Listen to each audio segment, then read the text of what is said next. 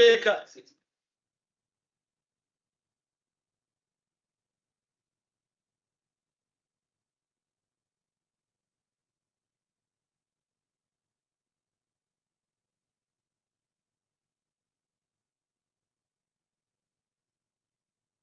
Let us pray. Almighty God, for you have called us to govern this province, we ask your help to make decisions and laws that will be just and will promote the interests of the people. Almagtige God, ons bid dat u gedurende ons vergaderings ons die nodigheid wysheid sal gee en ons motiewe suiwer sal hou en dat u ons sal help om ons tekortkominge te oorkom en al ons besluite aan u op te dra. Sikelele ilizwe letu na bantu balo, umesele ukulungu kipondo letu. Nkosi sikelele I Afrika, tina bantuano bayo, kokela inkokeli zayo, yinike ikolo I Afrika. All this we beg in your holy name. Amen. You may be seated.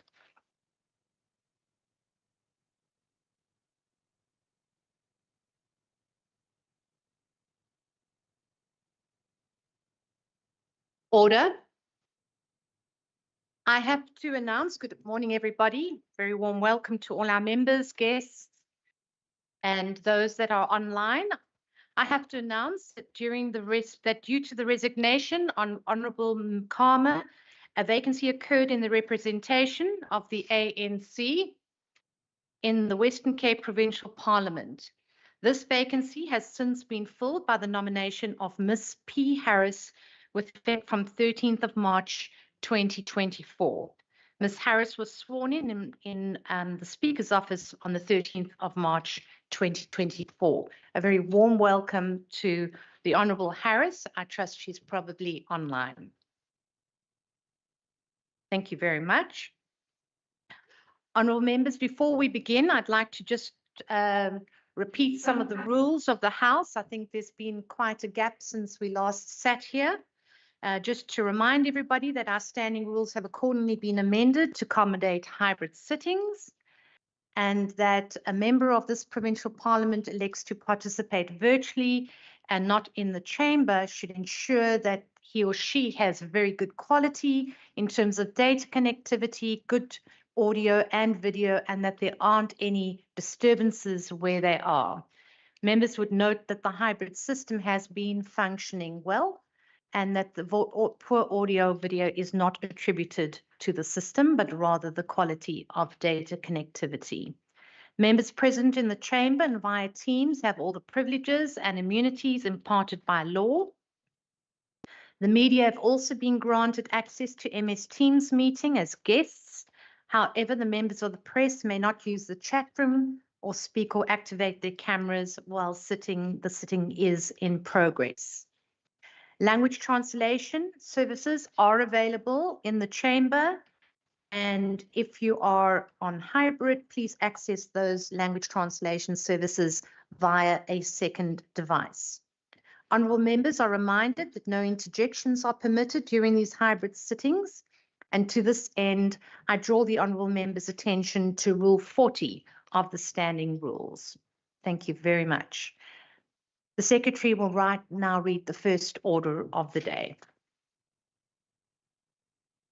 Consideration of the principle of the Western Cape Appropriation Bill B1 2024. Thank you very much, Mr. Secretary. I now recognise the Honourable Minister Wenger. Good morning, Honourable Deputy Speaker, Honourable Premier and Cabinet Ministers, Chief Whip, Leader of the Opposition, members of the Western Cape Provincial Parliament and people of the Western Cape. My apologies for joining you virtually this morning. I'm feeling a little under the weather, but I will endeavour to do my best to participate fully in the debate. So when I delivered the 2024 main budget in this House 2 weeks ago, I made three things clear. First, as a country and as a province, we face significant challenges which are brought about by pressing global concerns, weak national economic prospects, and an increasingly constrained fiscal environment, underpinned by unprecedented uncertainty and the collapse of the national budget process, which is forcing us to do far more with much less.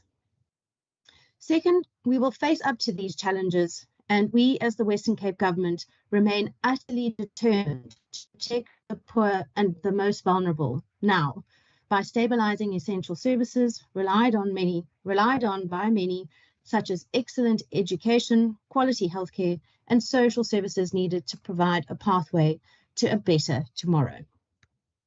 And third, we will continue the vital work to build a better future for all who call the Western Cape home by prioritizing and investing in those key ingredients of a flourishing and growing economy that creates many more jobs and opportunities for all.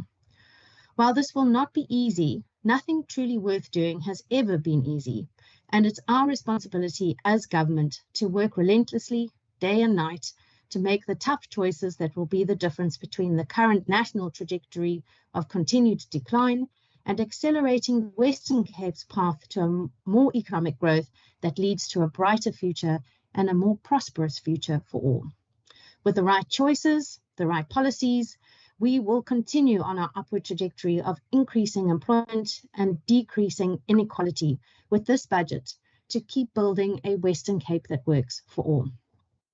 Deputy Speaker, the facts speak plain and true. In the Western Cape, we have the lowest unemployment rate in South Africa at 20.3%, the lowest expanded unemployment rate in South Africa at 25.6%, the highest employment to population rate in South Africa at 55%, and the highest labour force participation rate in South Africa at 69%.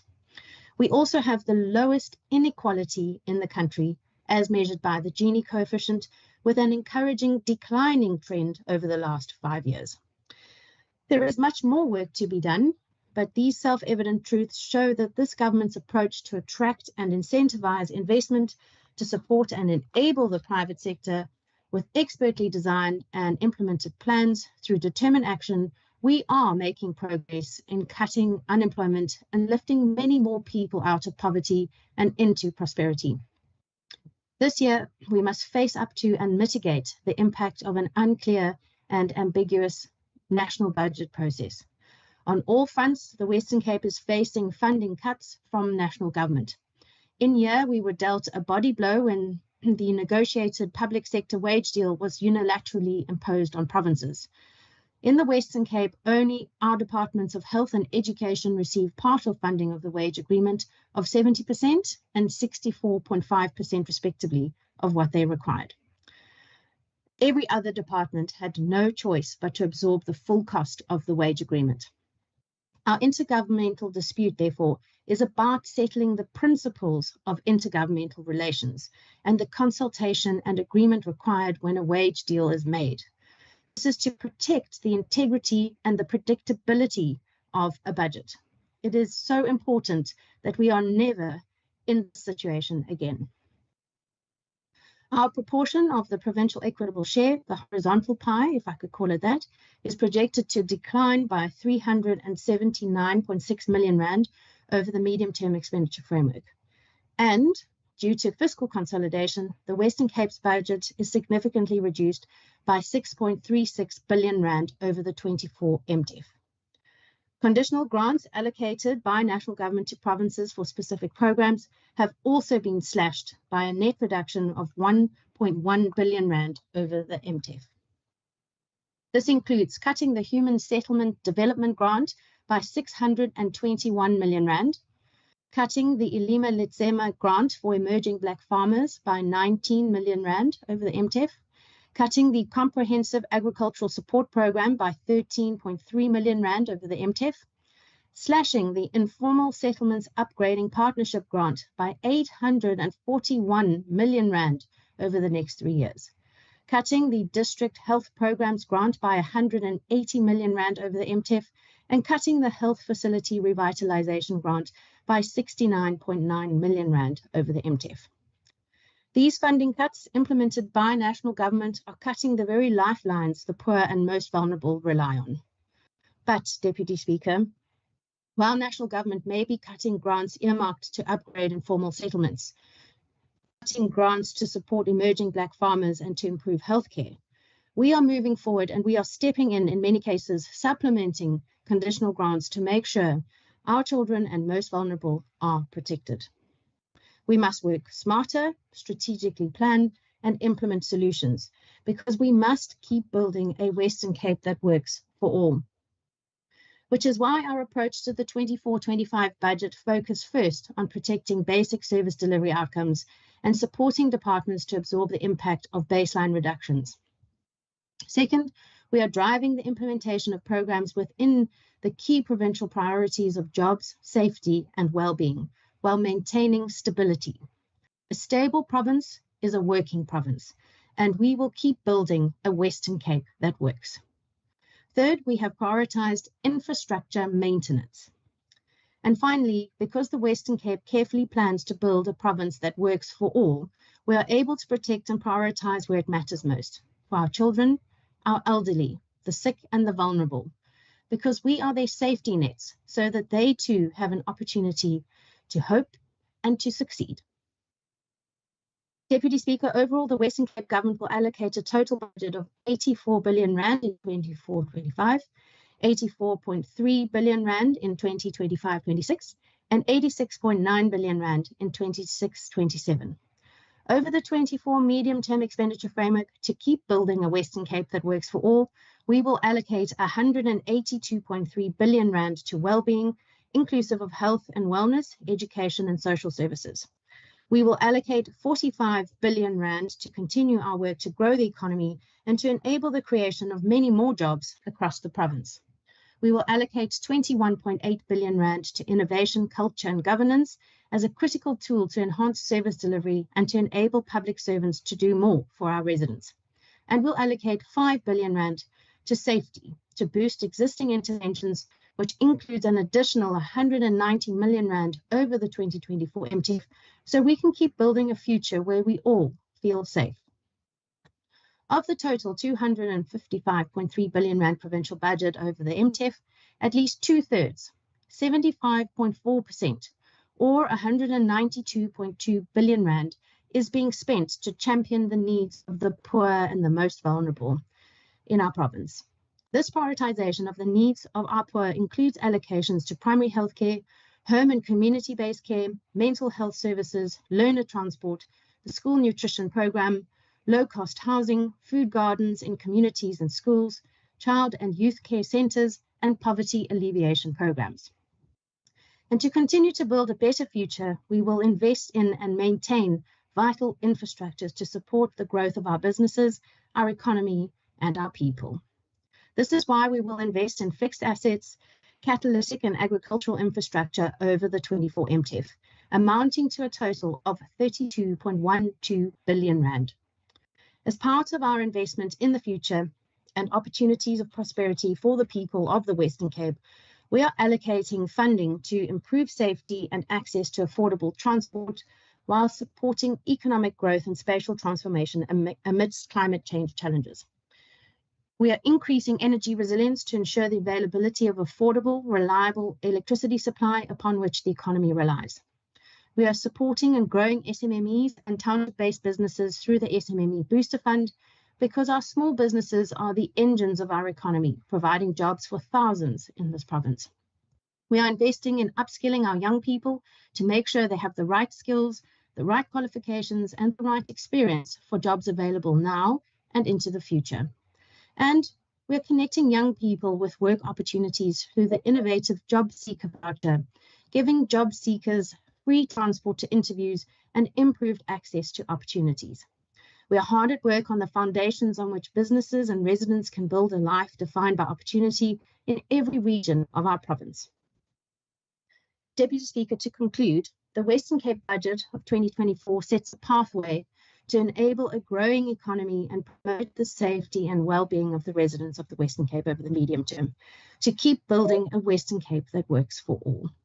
Within the context of a reduced fiscal envelope, we are single-minded in our determination to protect essential services and to continue our work to build a better tomorrow, especially for our vulnerable and poor residents. And we will continue to build on our strong foundations of good governance, of enabling the private sector and especially SMMEs, our young people and energy resilience, so that we can trust in a future that we are striving to build every day. I therefore ask this House for support of this budget. Thank you. Thank you very much, Minister. I now recognize the Honourable Dugmore. Opening. Thank you very much, Deputy Speaker. It's funny that the MEC for Finance talks about the fact that at the moment, the Western Cape has the lowest unemployment rate in the country. The truth is that there has never been an occasion when the Western Cape has not had the lowest unemployment because of many particular advantages that this province has. In fact, Deputy Speaker, when the ANC governed this province, the unemployment rate was 17%, lower than it is now. So I think the MEC is misleading this House when she wants to make that particular claim. And then also she talks about the intergovernmental dispute. But in essence, what we have here is a democratic alliance that doesn't want to actually pay a living and a fair wage to all workers across the country, which is regulated through the Public Service Bargaining Council. So like they are talking about this notion of a separate Western Cape, they want to actually pay workers of this administration lower than workers elsewhere. Because why do we have a situation where the DA in their own manifesto do not support a minimum wage? The President and the Wages Council has determined a minimum wage according to sector, which amounts to between 4,200 Rand and 4,600. But members of this House and the public, and especially the voters, need to understand that this Democratic Alliance wants a minimum wage to be 2,000 Rand. So that's a reality. They don't want a public service that can regulate salaries for everyone, that will be equitable. And further than that, a vote for the DA actually means that you're voting against. I saw this DA. Saw it. Asifuna DA kufuna ukuba DA iyahamba ngoku. Sidiniwe DA ngoku. Mabahambe. And then it's funny that the MEC, after the suicide of Mr. Marcus Jooste, it's also important to note that this Democratic Alliance sitting across, they received money from Marcus Jooste. And where did Marcus Jooste get his money from? He got money from the Public Investment Commission. So they want to come here and talk about good governance, but the reality is, Order, members. Order, members. Honourable Dugmore, just take your seat. Just honourable members on the same side to which your Chief Whip is standing, please. Honourable Lacker, what's your point of order? The point of order, Deputy Speaker, is with regards to the fact that you're not calling them to order. We've been quiet the whole time that the MEC was speaking, but you are keeping numb. Can you please be conscious and address the issue of the decorum of this House that is being misabused by those people on that other side? Yes.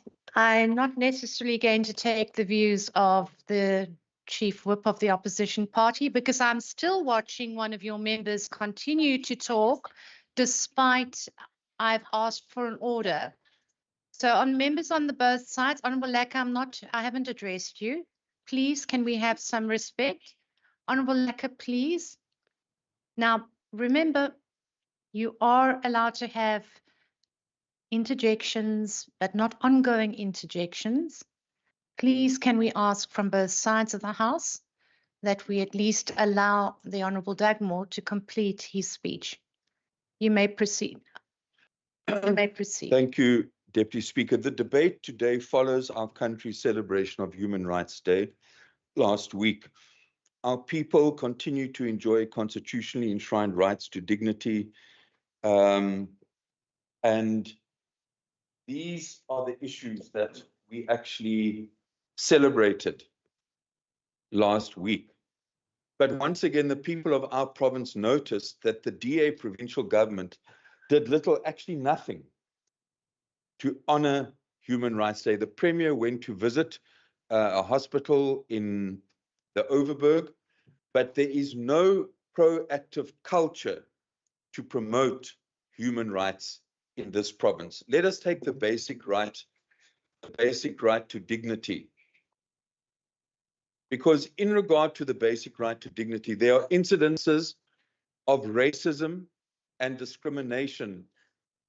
Thank you. It's clear through the speaker to Honorable Condell and to Mr. van der Westhuizen that the Deputy Speaker is being protected from her disciplinary inquiry, and in return for that, she's making these rulings in favor of her own party, because even though she was found guilty, it's clear that they are never going to deal with her issue, whereas they dealt with Honorable Masela, they dealt with all these other people, but she remains. Honorable Dagmo, please take your seat. Thank you very much.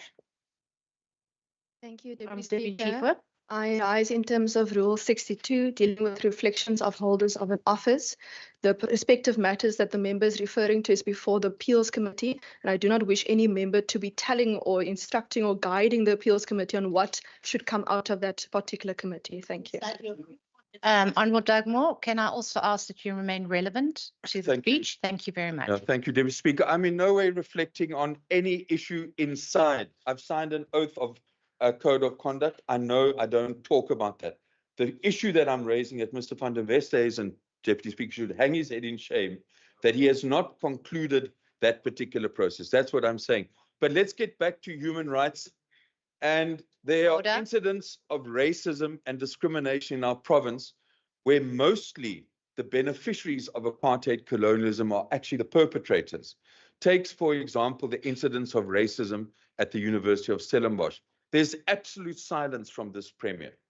There's no condemnation by the DA. Instead, the DA's Leon Schreiber tries to instill fear about the progressive language policy, which caters for Afrikaans amongst other languages, claiming that Afrikaans is under threat. He's trying to be more Freedom Front than the Freedom Front. Take, for example, the attack on a female Palestinian supporter who was displaying the flag of Palestine on a vehicle in the Waterkant part of the city. She was abused by a Zionist thug called Adam Bulkin. Absolute silence from the DA. Bulkin appears in the Cape Town Magistrates Court tomorrow. So these rights that we are talking about here are first-generation rights, and the so-called liberals, the DA is clearly not willing to condemn hate speech. The reality is that this hate speech emanates in our province mainly from those who are ideologically tied and supportive of the DA and other right-wing parties. It is no surprise, Deputy Speaker, that the DA in the National Assembly voted against the Prevention and Combating of Hate Crimes and Hate Speech Bill. In essence, the DA leadership are protecting the racists within their party, Penny Sparrow, just to mention one of them. They are not only scared at the ongoing loss of political support to the Freedom Front Plus, but deeply ingrained in the DNA of the majority of DA members is the view that apartheid and colonialism was not, in fact, a crime against humanity. Speaker, member may begin to ask, what has this got to do with the budget? But it's clear that budgets are intended to contribute to the well-being of society. And I would argue that a recent debate that some may have followed amongst economists on what constitutes well-being are very instructive to our debate today. It's interesting that a former Nobel laureate, Professor Angus Deakin, in his latter years has begun to reflect on economic orthodoxy and what that has actually created. And for instance, he is asked on his views on unions these days. Like most of my age cohort, he says, I long regarded new unions as a nuisance that interfered with economic and often personal efficiency and welcomed their slow demise. But today, large corporations have too much power over working conditions, wages, and decisions in Washington, where unions currently have little say compared with corporate lobbyists. And interestingly, he goes on to actually talk about how in the context of economic inequality, we have situations where as more high-income households have shifted into the private rental market, low-income renters are struggling to complete, and many are retreating into informal living arrangements. And this is in the United States. So when we begin to look at a budget, we need to look at the well-being of society. So the issues I was raising about human rights and dignity are absolutely critical to the well-being of a society. And because of the DA's inherent racism, that is something which is continually abused without any sanction. So today we look at whether this administration has effectively allocated scarce resources within its purview. And it's clear that the concerns that have been raised by many about this budget are not mere abstractions. They represent the lived experience of our fellow citizens. Stewards of public trust, it is incumbent upon us to confront these challenges head on with a commitment to equitable allocation of resources. Only through concerted efforts can we forge a path towards a brighter and more inclusive future for all of our residents. Over the course of the last 15 years of DA rule, their tenure has been tainted with failures and the deterioration of key social determinants in this particular province. The strides that have been made by the ANC when we governed this province have slowly but surely been reversed. Their actions have prioritized the privileged few. Order, members. And it is very clear that if we look at things like health, education, safety, the DA has in fact progressed and failed the people of the Western Cape. The MEC wants to talk about agriculture. It is a common fact that in this province, less than 3% of agricultural land is owned by African, colored, and Indian farm workers. So the real problem is that there's no political will that this Democratic Alliance led by the Premier, those that benefit from the dispossession of land, the original sin, the DA is not prepared to change that. They are prepared to keep those patterns of privilege like Marcus Jooste and others to go on forever. And in fact, to make matters worse, to take money from Marcus Jooste. And up until today, the DA is refusing to say, how much did you get from Marcus Jooste? So they maintain the inequality in regard to land. When it comes to housing, Order. when it comes to housing, it's very clear Order. that the amount of houses built by the ANC per year was much, much higher than what this administration has been able to build every year. That's a fact. Go back and look at all the annual reports. You will see the number of houses built by the ANC exceeds by far the number of houses built by the DA. We have seen through the Deputy Speaker, this Order, Premier members. You and should the finish super your- leader, must I start concluding? Please, The super 20 leader seconds of the left. DA having refused Honourable to member. make Tafelberg available Dagmar, for domestic workers because they have Dagmar, friends You can just take your seat. that want that land. Your Must I chief take whip- my seat? Yeah, your chief whip standing up. Deputy Speaker, Yes. it's totally unacceptable. We can't hear a thing. The two MECs there, they continue making running comments. We can't And hear she a thing. does nothing. Honourable members, please stop the accusations. Honourable Dagmar, you've got 20 seconds left. I'm trying to let you finish your speech. I have been calling. Can I to- call an order on you, Yeah. Deputy Speaker? Honourable Laka, can you please speak to me with some respect? I'm getting tired because right now, You mustn't be sitting there, tired. you saying Honorable Dagmar must stop the accusation. Is that the way you conduct yourself as the Honourable- Speaker of the Honourable House? Laka, Hi, Manaya. Honourable Laka, calm down, please. Calm down. It's not necessary to suddenly get so angry. He's making interjections to me. Accusation. What kind of interjections. You said accusations. That's what you said. Yes, he did. I'm a That's speaker. your That's role. supposed to be sitting there. Honourable Lady, can you take your seat, please? Thank you very much. Honourable Dugmore, you may sit now. I'm no longer recognizing. And compromise. Honourable Dugmore, Honourable Lacquer, You're that is the compromised. first time I'm now naming you, please. Now that is unacceptable.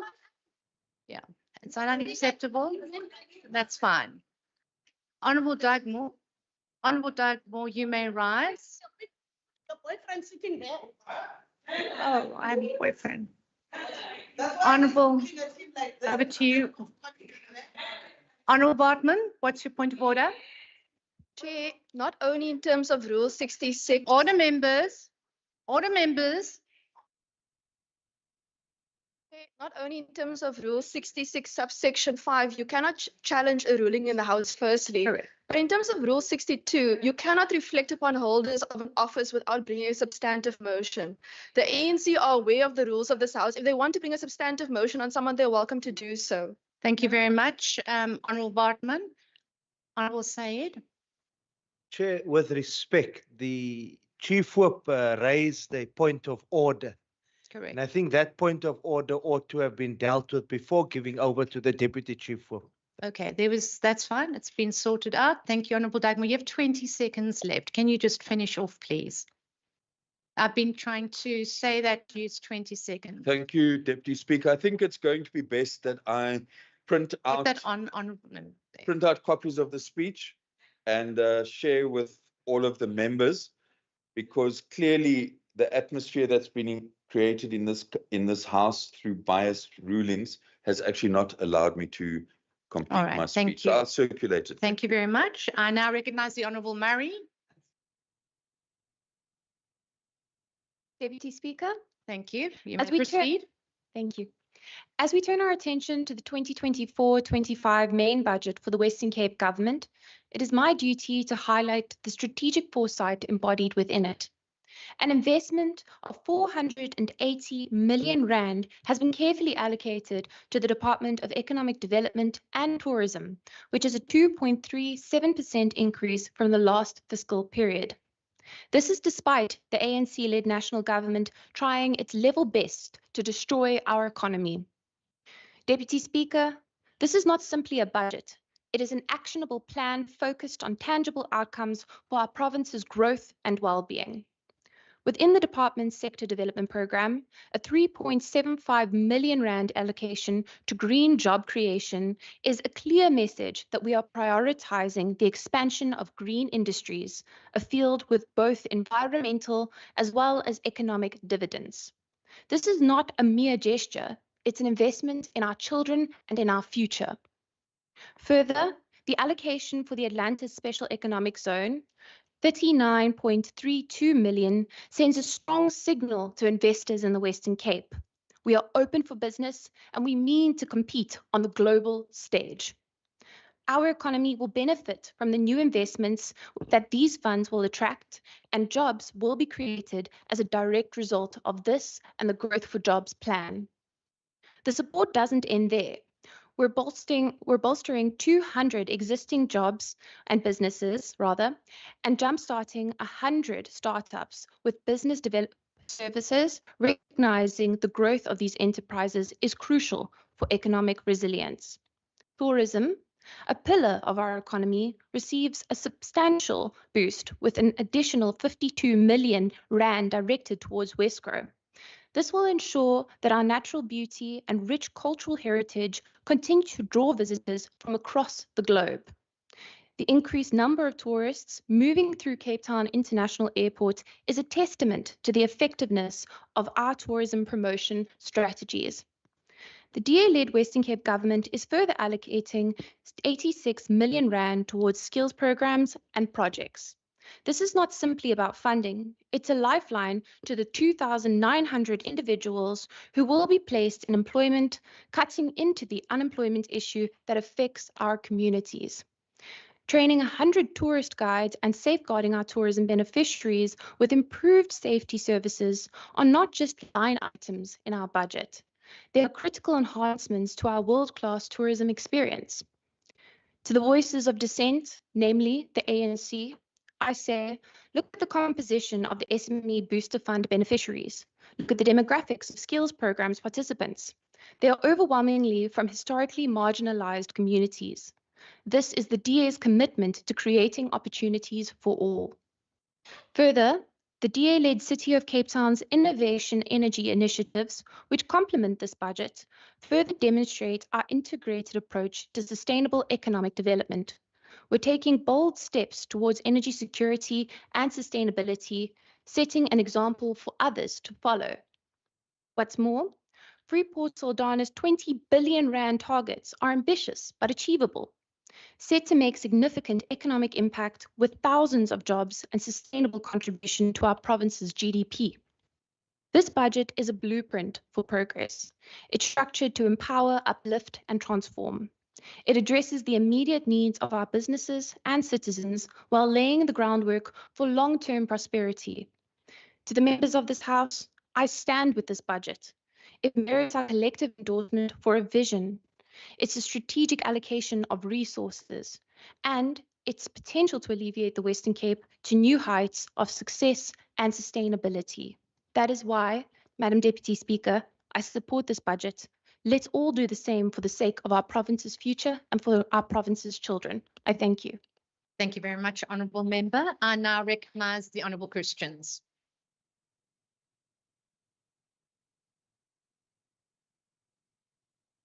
You may begin, Honourable Christians. Thank you, Deputy Speaker. Deputy Speaker, the ACDP supports this budget. Deputy Speaker, we are in a fiscal crisis, not because of a lack of resources, but due to the corruption, cadre deployment, and incompetence of ANC government. Speaker, on the 29th of May 2024, we will face the most critical election that this country has ever faced.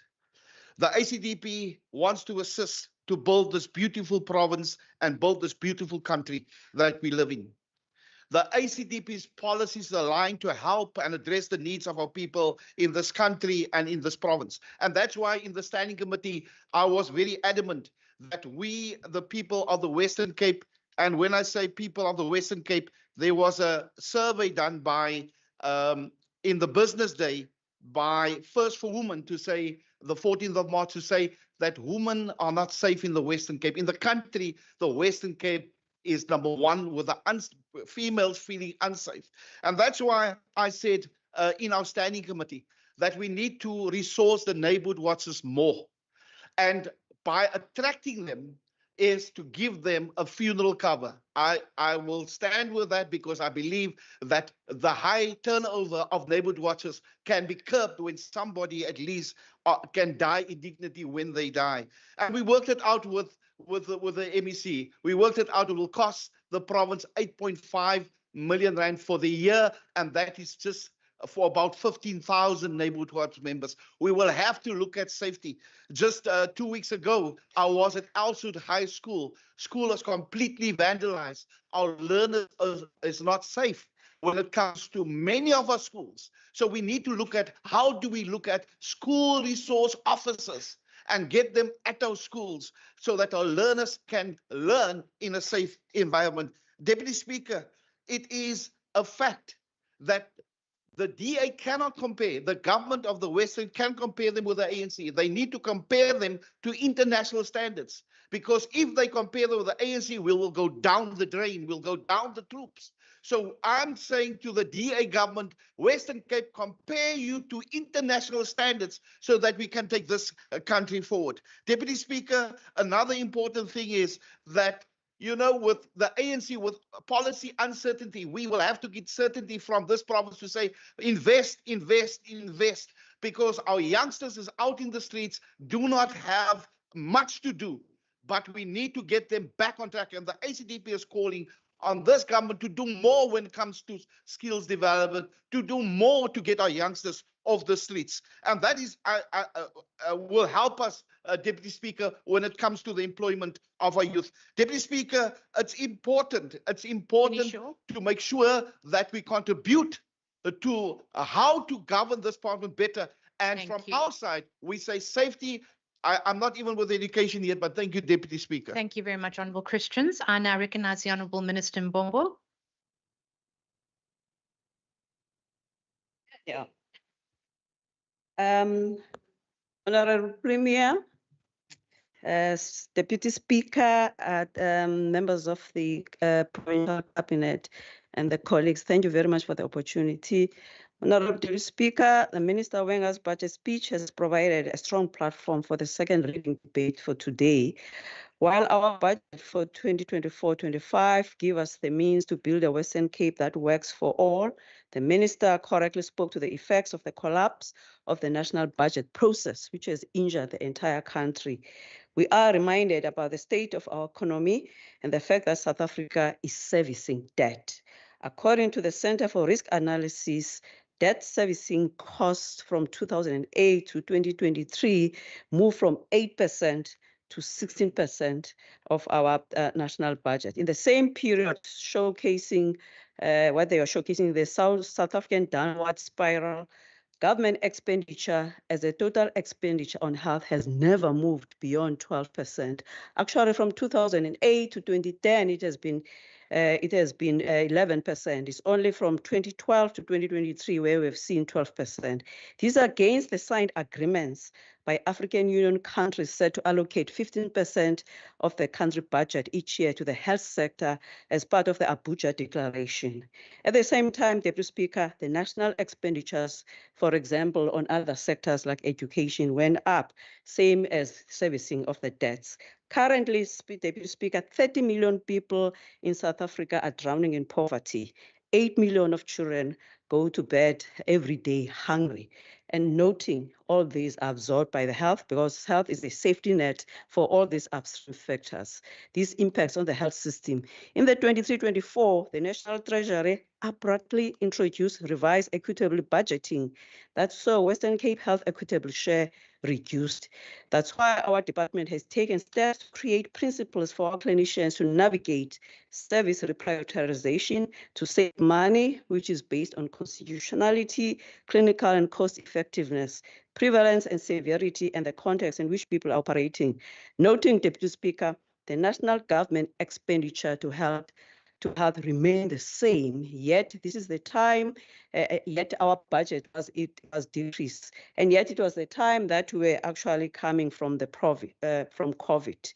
Provincial Treasury was able to save the situation to get us to baseline last year, but this year we are on our own as a result of the impact of the national cuts to our finances. My concern, Deputy Speaker, is now for our staff. Staff comes first to make patients come first. Health is not a cost, Deputy Speaker. It is an investment.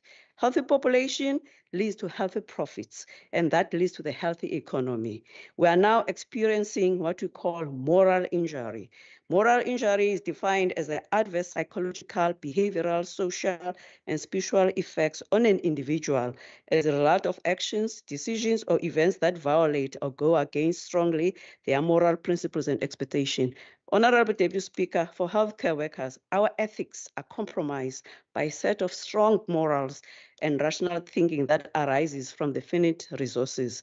Our oaths, Deputy Speaker, are now being tested to its absolute limit in the face of the failing national economic policies which our country is experiencing. We've seen for the first time healthcare workers protesting, doctors being unemployed. Our staff, Deputy Speaker, are trying their very best to render healthcare services to communities when resources are drying up at an exponential rate, and also they are being put in a conundrum. For health and wellness, our budget has increased by less than half of the country's inflation. Inflation in January 2024, according to the State of South Africa, has been 5.3%, and the medical sector inflation has been seen rising up to 6.5%. The impacts of the geopolitical wars, like in the Ukraine and Russia, does impact on the cost of food and also of the medicine.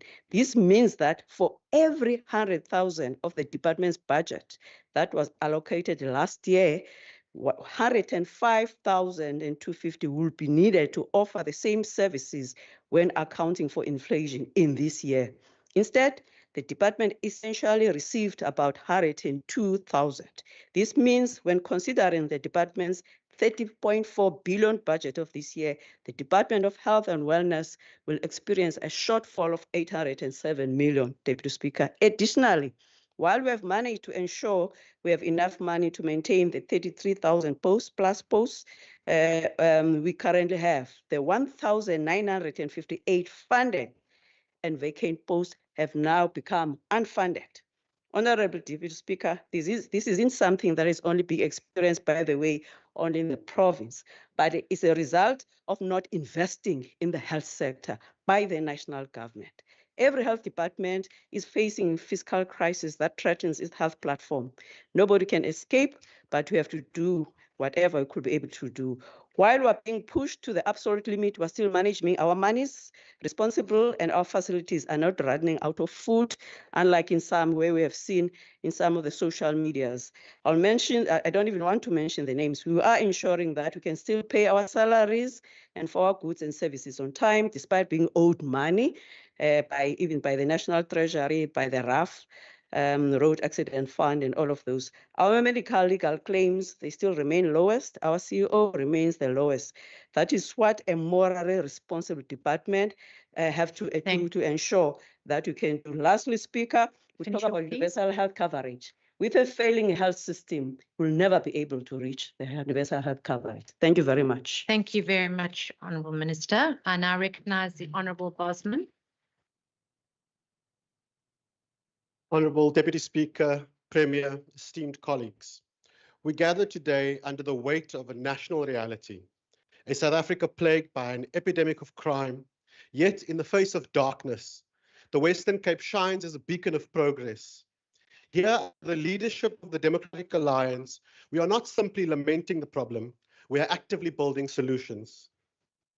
5 years ago, when this parliament was constituted for the first time and this government was formed, we as the DA knew that crime would stand as our single biggest challenge, our greatest problem to solve.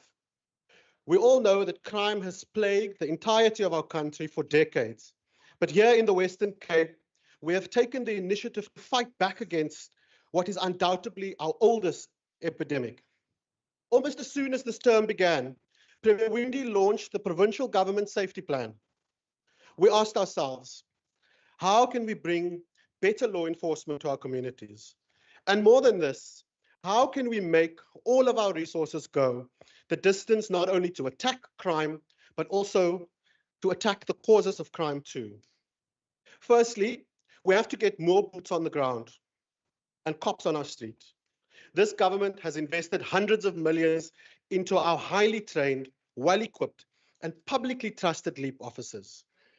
This government has increased visible patrols, especially in high crime areas, using data-led policing. This proactive presence deters criminals and builds trust within our communities. Beyond this, our government has worked to create specialized units like the Rural Safety Unit and the K9 units that tackle specific crime threats head-on. Their success stories are numerous. In fact, more than 35 arrests have been made by these units for this month alone. Many of these arrests have been of drug traffickers, and unlike is often the case with SAPs, we have gathered the evidence which will put criminals away for years. And through all of this, Deputy Speaker, this government has leveraged technology for maximum impact. CCTV cameras, computer-aided dispatch systems, improved data analytics, gunshot detection technology, and ballistic and fingerprint systems that all enhance our intelligence-driven approach. This allows us to respond and use our resources most effectively and to implement crime as soon as it happens, to implement that against crime as soon as it happens. The results, Honourable Deputy Speaker, speaks for themselves. Gang violence is being countered and drug trafficking disrupted. LEAP alone has made more than 27,000 arrests since its inception. And we've confiscated hundreds of illegal firearms and weapons off our streets. And if only the members opposite wish to argue, as they always do, that we only police the so-called leafy suburbs or the wealthy areas of our province, I ask them through you, Deputy Speaker, to look at how we allocate our LEAP officers and provincial policing resources, almost universally toward poorer areas where they are most needed. In many cases, this is precisely the opposite direction of how the ANC's South African Police Service, National Police Service, allocates resources. LEAP is complemented by this government's effort to root out crime and to root out the causes of crime. This government has focused on youth development programs like the Chrysalis Academy, which offer at-risk youth a pathway away from crime, fostering positive change and creating future leaders. This government has worked to improve social cohesion and actively promote community engagement through neighborhood watches and building trust between residents and law enforcement. And knowing that illicit narcotics drive crime in our province like nothing else, this government tackles drug dependency through dedicated support programs. The results are undeniable, Deputy Speaker. We see fewer young people drawn into the vicious cycle of crime. Communities are taking ownership for their safety, and a holistic approach that addresses the social ills that breeds criminal activity is being tackled. But let's contrast this with the national picture. The ANC-led national government has failed us, as we know. Order. Police stations are understaffed, resources are mismanaged, and a lack of political will allows crime to fester and grow. Their empty promises ring hollow when juxtaposed with the daily struggles of South Africans living in fear. There is a reason, Deputy Speaker, why we hear reports of communities telling SAPS to footsack. And they're proactively asking the Western Cape government to send LEAP officers instead. This, Honourable Deputy Speaker, is the difference. The difference is focused and determined. Order. And this government, Honourable Deputy Speaker, the Democratic Alliance in the Western Cape is not just talking tough on crime. We are delivering tangible results. We are building a safer province, one success story at a time. The opposition can try to spin as much as they want, but they cannot deny that the DA is the only party that has workable ideas to defeat crime. Even the Amapanyazas in Gauteng appear to be nothing more than a poor imitation of our LEAP officers. Order. With this budget, Deputy Speaker, and what this budget does is allow the money to keep flowing so that our progress is not halted. The disastrous economic policies of the African National Congress government nationally mean that there will not be enough money to do all we want to do. But under this provincial government, there is enough. Through you, Honourable Speaker, to Honourable Baku Force, there is enough to keep officers funded. There is enough to keep K9 and rural safety units operational, enough to keep our neighbourhood watches supported, enough to keep making progress. Deputy Speaker, we should be getting more. We should be getting a bigger budget to enable us to do more than just enough. Yet, the fight is far from over. We urge the national government to learn from our success, to invest in visible policing, capacitate law enforcement, and prioritize community safety. South Africa deserves better. Let us together build a nation where all of our people can live free from fear, like we've done in the Western Cape. We've created an environment that is free from fear. And Honourable Deputy Speaker, through you, we know that on the 29th of May, the people of the Western Cape and the people of this country will rid themselves of the ANC by voting for the Democratic Alliance. I thank you. In your dreams. Thank you very much. I now recognize the Honourable Murray. Speaker. Order, members, please. Honourable members, before the Honourable Murray continues, Honourable Buckenforce, can we please allow the Honourable Murray to do his speech? Thank you very much. You may proceed. Speaker, the Freedom Front rise in support of this bill. Our current parliamentary system consists of committee-based legislative bodies, the most important of which is the budgetary process. It involves the total involvement of all political parties elected and represented in this House. That's why our constitution in the Western Cape reads, "We, the people of the Western Cape, through our own elected representatives." It speaks of responsible and accountable government. It speaks of mutual cooperation and trust. Nowhere in our constitution does it mention political point scoring or political dogma. Ultimately, our credibility will be measured not on points of orders raised or disrespectful behavior, but our efficacy and the quality of leadership we have shown over the past 5 years. Members of this House should always be mindful that all our decisions has been tempered and influenced by the external will of the central government and its various ministries.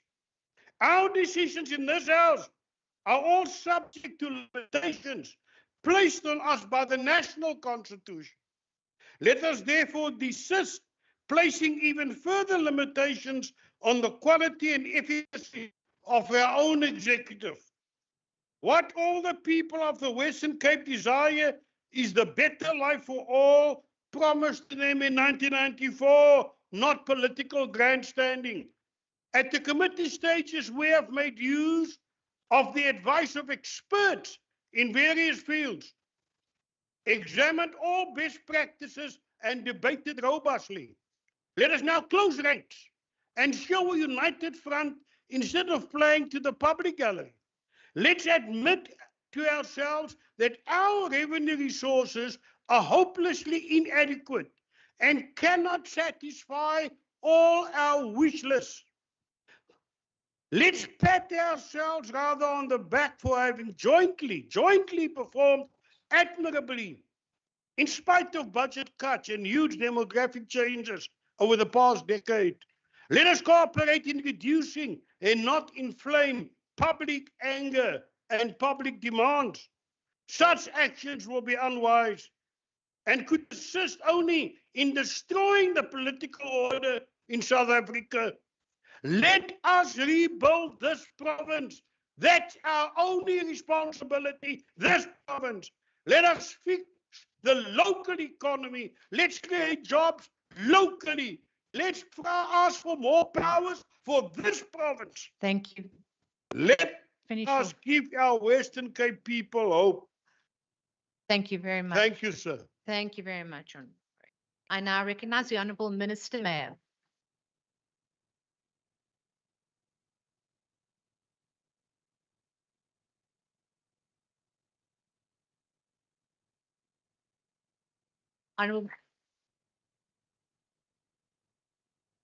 Honourable Minister, you have the floor.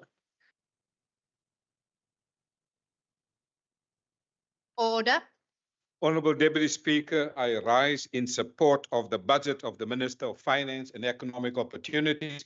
It is an outstanding budget based on the principles and the values of this government. Honourable Deputy Speaker, on the morning of the 21st of March, on the celebration of Human Rights Day, the Farmers Weekly greeted the agricultural sector in South Africa with the news that the national government of agriculture is under scrutiny for mismanagement of funds. So my friend is absolutely correct. We must stop comparing us with the ANC because he said they take us downwards. And we have to look to international standards because this ANC government has now the department that is supposed to help us with land reform. This government has now again stolen the money. So if you speak about land reform, you must look at the budget. For 20 million rand, they budget 20 million rand for land reform. Then they steal 30 million. Here's the evidence. The article further highlighted that this national department that must do land reform, they have now fruitless and wasteful expenditure. It has now, Honourable Deputy Speaker, because I know you have a passion for agriculture, it has now increased, Honourable Member Marais, from 33,000 rand last year. It's now 30 million rand in this fiscal year. This is why land reform cannot work, because they chow the money. Honourable Deputy Speaker, it is the same department where a company formed by two sons of a farm worker, they were given land in Beaufort West to do proper land reform. They worked on it, and here comes the ANC national government, and they stopped the people that must get land reform. They wanted to move the people off the land to give it again to their own cronies. The people in the gallery must know what this ANC is doing. And so Joshua, his brother, and Harold Bezuidenhout and John Berg, they built up a new veld farming empowerment enterprises for 2 decades. In January this year, 2 months ago, this ANC government took 2 farms the company had been building up since 2017.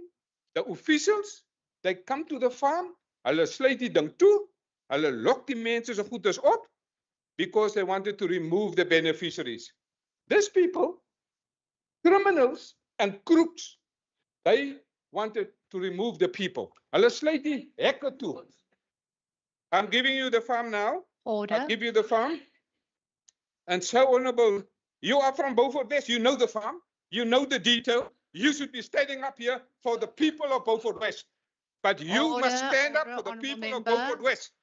I'm now asking you to stand up for the people of Beaufort West. You are the member of parliament for Beaufort West. You should stand up.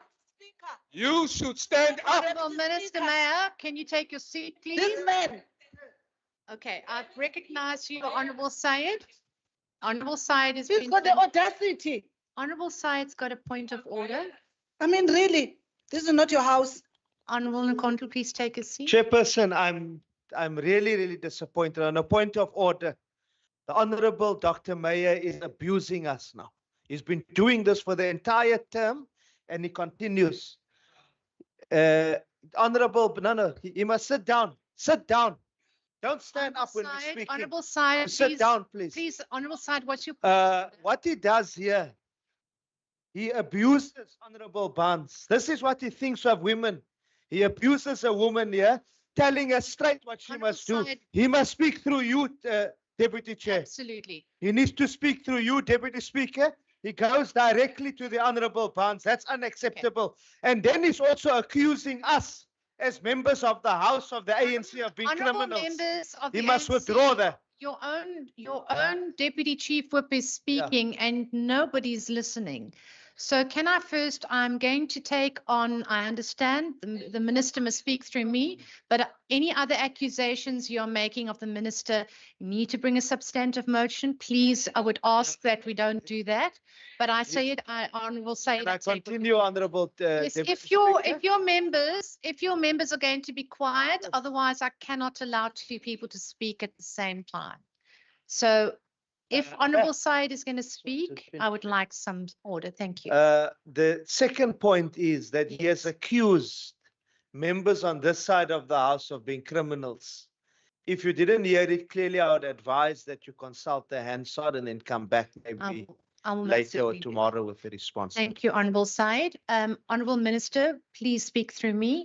And you may continue, and please, I will consult the Hansard. I will consult the Hansard on the. Thank you very much, Honourable Speaker. I have certainly scratched a nerve, but I want to carry on because what is now happening is that the national government. Deputy Speaker. Honourable Member, I will acknowledge you. Yes, what's your point Deputy Speaker. The Honourable Mayor was speaking to me directly. You are saying nothing about him. Just said you say he must continue. No, I did not say that. Speaker. Maybe I should play back the Hansard for you. I specifically said. Perhaps you can say so that we can all hear it now. Please take your seat. I've said specifically the Honourable Minister must speak through me. I have repeated that. You may proceed. Honourable Deputy Speaker, through you. Point of order, Speaker. Don't go the other way. I'm raising a point of order. Honourable Nkondlo, if you address me, you stand up. You don't shout. All right, you may proceed. So, Honourable Speaker, you need Hansard on something that the MEC was doing right in front of you. You need Hansard. No. Because when he was said raising his hand, badgering on member Barnes, he was here for all of us to see. So you need hindsight for you to make a ruling on something that he was doing right here in the house. Kondlo, can I answer you? So I said the minister must address me, which is correct according to Honourable Said. That is absolutely correct. On the second part is the accusation that he made of the honourable member, that I will refer to from Hansard. So he's absolutely correct on the 2 points that I had to address. And in his way of addressing the house? I have addressed that.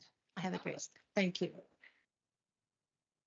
Honourable member, you may proceed. I will not take. Honourable Deputy Speaker, and Honourable Deputy Speaker, through to you, to the members in the gallery. When you see this type of behaviour, you know you scratch the right point. Honourable Deputy Speaker, the same national government, they now have attempted, Point of order. it is in the record. Point of order. Honourable Nkondlu, I'm not taking any further points of order on orders. That is according What do to you the mean? rules. So once I've ruled on a point of order, you can't raise the same point of order. But it's a new order on what the MEC is saying now. It's a new order. What is the new order? What is the point of How order? do you allow an MEC to address the gallery about our behavior? How do you allow that? He's not addressing the gallery. He's not. He's addressing. You are not listening. Is that the point? You are not listening. Honourable Kondlu, if you're going to want to be in the seat, then you must be elected here. If you're not, then please take your seat. I'm not It's no interested to be in your seat, madam. I am not acknowledging. I'm very happy Please in have a this seat of mine. Right. I would now no longer take any points of order. We will proceed Deputy with Speaker, this. I'm Deputy terribly sorry. Speaker, Is can it a I, new can I point call of order on you, Deputy Speaker? You can't be saying when Member Kondlo is raising a point of order. she Honourable must be member, I have elected. not acknowledged you. No, You may Deputy actually Speaker. sit down. But please be You fair may and proceed, impartial Honourable now. Minister. Thank you very much. Honourable Deputy Speaker, I will address you and the House as per the standing rules. This is the same national government whose Deputy Minister, the Honourable Minister in the National Assembly, had to be interdicted from illegally settling and further vulnerable people in a subhuman conditions on a farm, Mesco in Stellenbosch. By doing so, this ANC Deputy Minister not only violated the human rights of the vulnerable families, but also the human rights of the emerging farmer and his workers to whom the farm has been released. You may ask, what does this have to do with finance? It has everything to do with finance, because the buff system of what happens when a government mismanages its finance.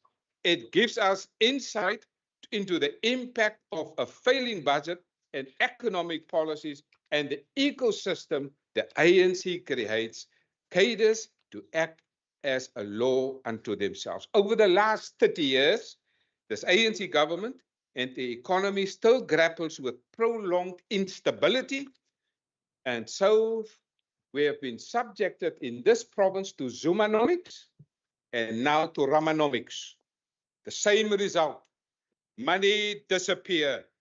More recent repercussions include the grey listing by the Financial Action Task Team, a declining GDP per capita, a worsening international standing, and the escalation of the cost of living.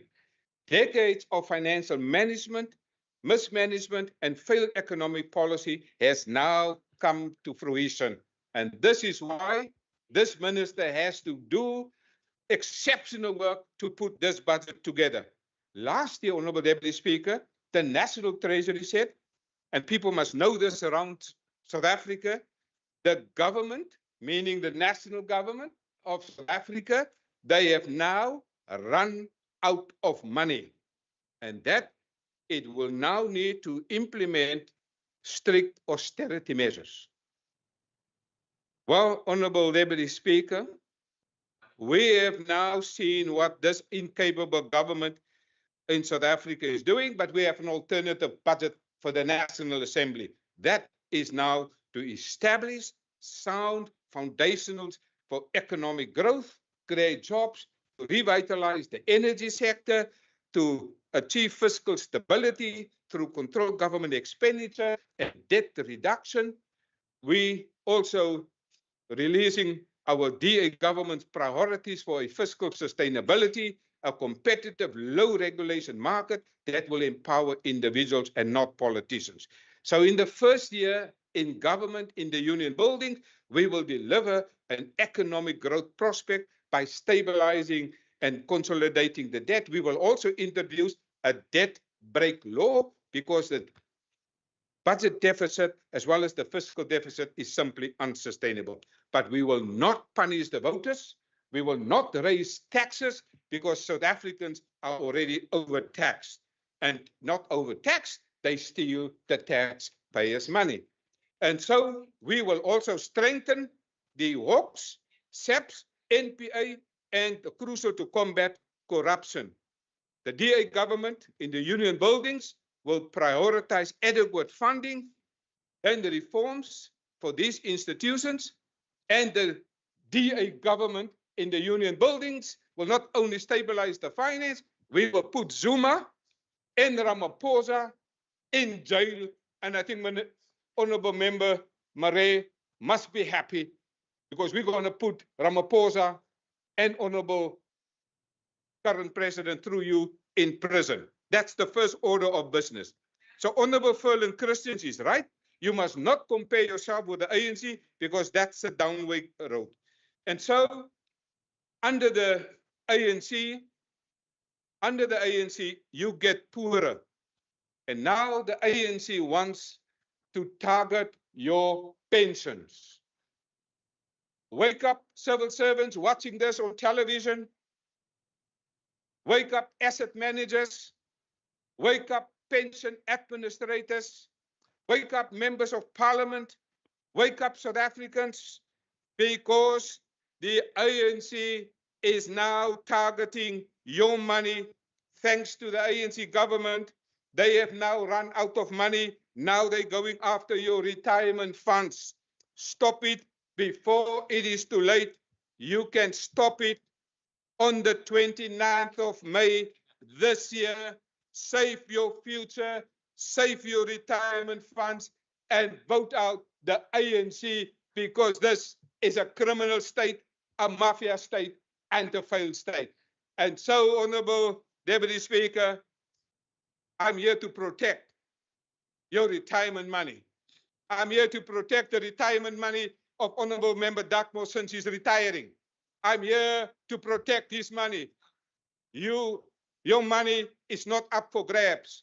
Please, I'm fighting here for my friend Pep Maran. Your pension is going to be stolen, but I'm standing up. I'm rising up for your pension money. Baku Baku Force, I'm here to protect it because Honorable if Zuma Minister, gets your money. Can you press me? Last Chair. 10 seconds. Honorable Chair, Said. no, Chair. I would have thought that as the outgoing MEC of so many years of experience, the Honorable Mayor would be disciplined. You've cautioned him. He continues to speak directly to our members. This must end. Yes. Thank you very much. Honorable Minister, please, you only have 8 seconds left. Please, for the last 8 seconds, can you really just focus on me? Thank you. Honorable Speaker, there's a lasting message, and I want to thank the Premier. He gave me a book, Rescue from a Global Crisis to a Better World. That's the task and the mandate of this House. Thank you very much. Thank you, Honorable Mayor. I now recognize the Premier, Honorable Wendy. Thank you very much, Speaker. Thank you very much. Of course, this second reading debate is a political debate, and it's a debate on policy. It's a debate on risks. And of course, 64 days before an election, it's going to be talking about current politics in our country. And let me start off by talking about the environment we find ourselves in. So, of course, and I listened to the Honorable Dugmore, but of course, we find ourselves in an environment where we've got a failing economy. We've got a GDP growth rate of 0.1%, which is nothing. We, by the skin of our teeth, are hanging on for not being in a recession. We've got grey listing. Every single thing is failing across our country. And our current budget in this province is being cut by 7 billion rand because we don't have the tax income because of the failing growth rate. We also have, because we've shown over the years that this government's policies make a difference, and we can read it in the data. And that's why 150,000 citizens every single year decide to come from other provinces that are run by the ANC to this province that's run by the Democratic Alliance.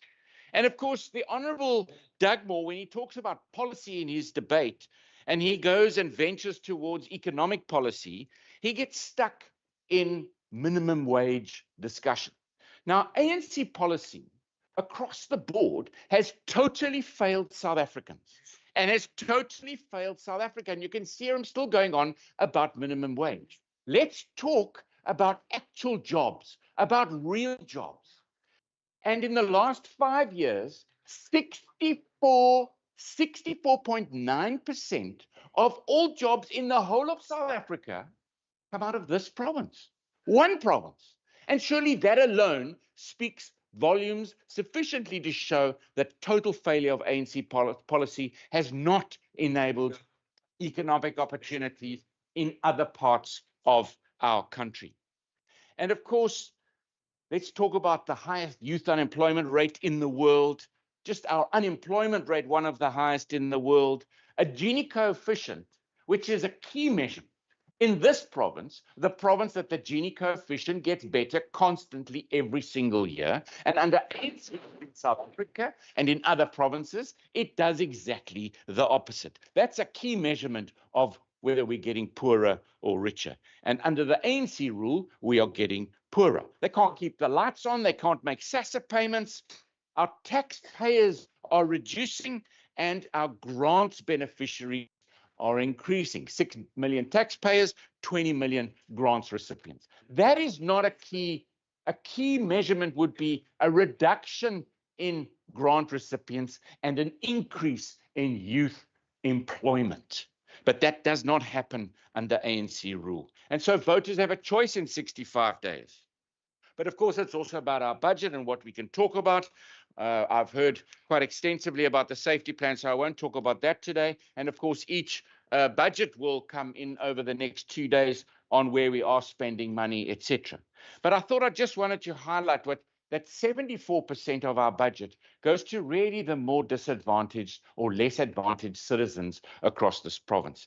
And nothing highlights it more than when the budget was tabled and it showed where our infrastructure budget is being spent.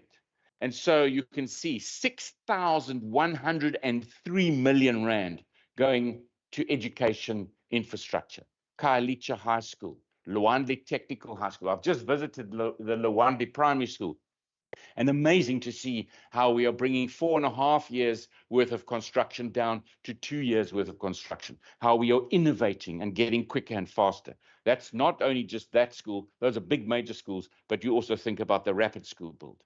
Blue Ridge High, Vuyiseka, Manenberg, and so it goes on. You can see at Kwanakatula, at Fisher Haven, at Perseverance High School, in Delft, at Blue Primary School, Blue Ridge Primary School, and so it goes on. Or you look at the health infrastructure spend, Swartland Hospital, Tygerberg Hospital, and of course we're busy with a major revamping of Tiger Hospital, Belhart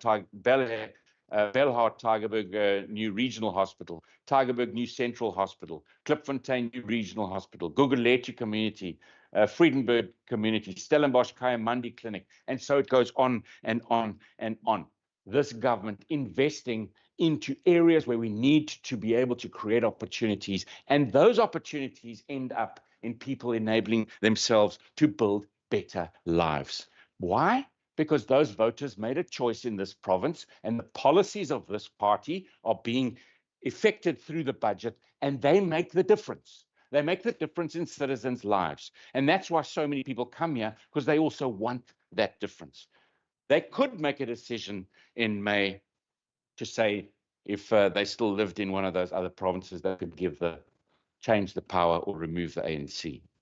I thought that I would also just talk briefly on the energy component of our budget.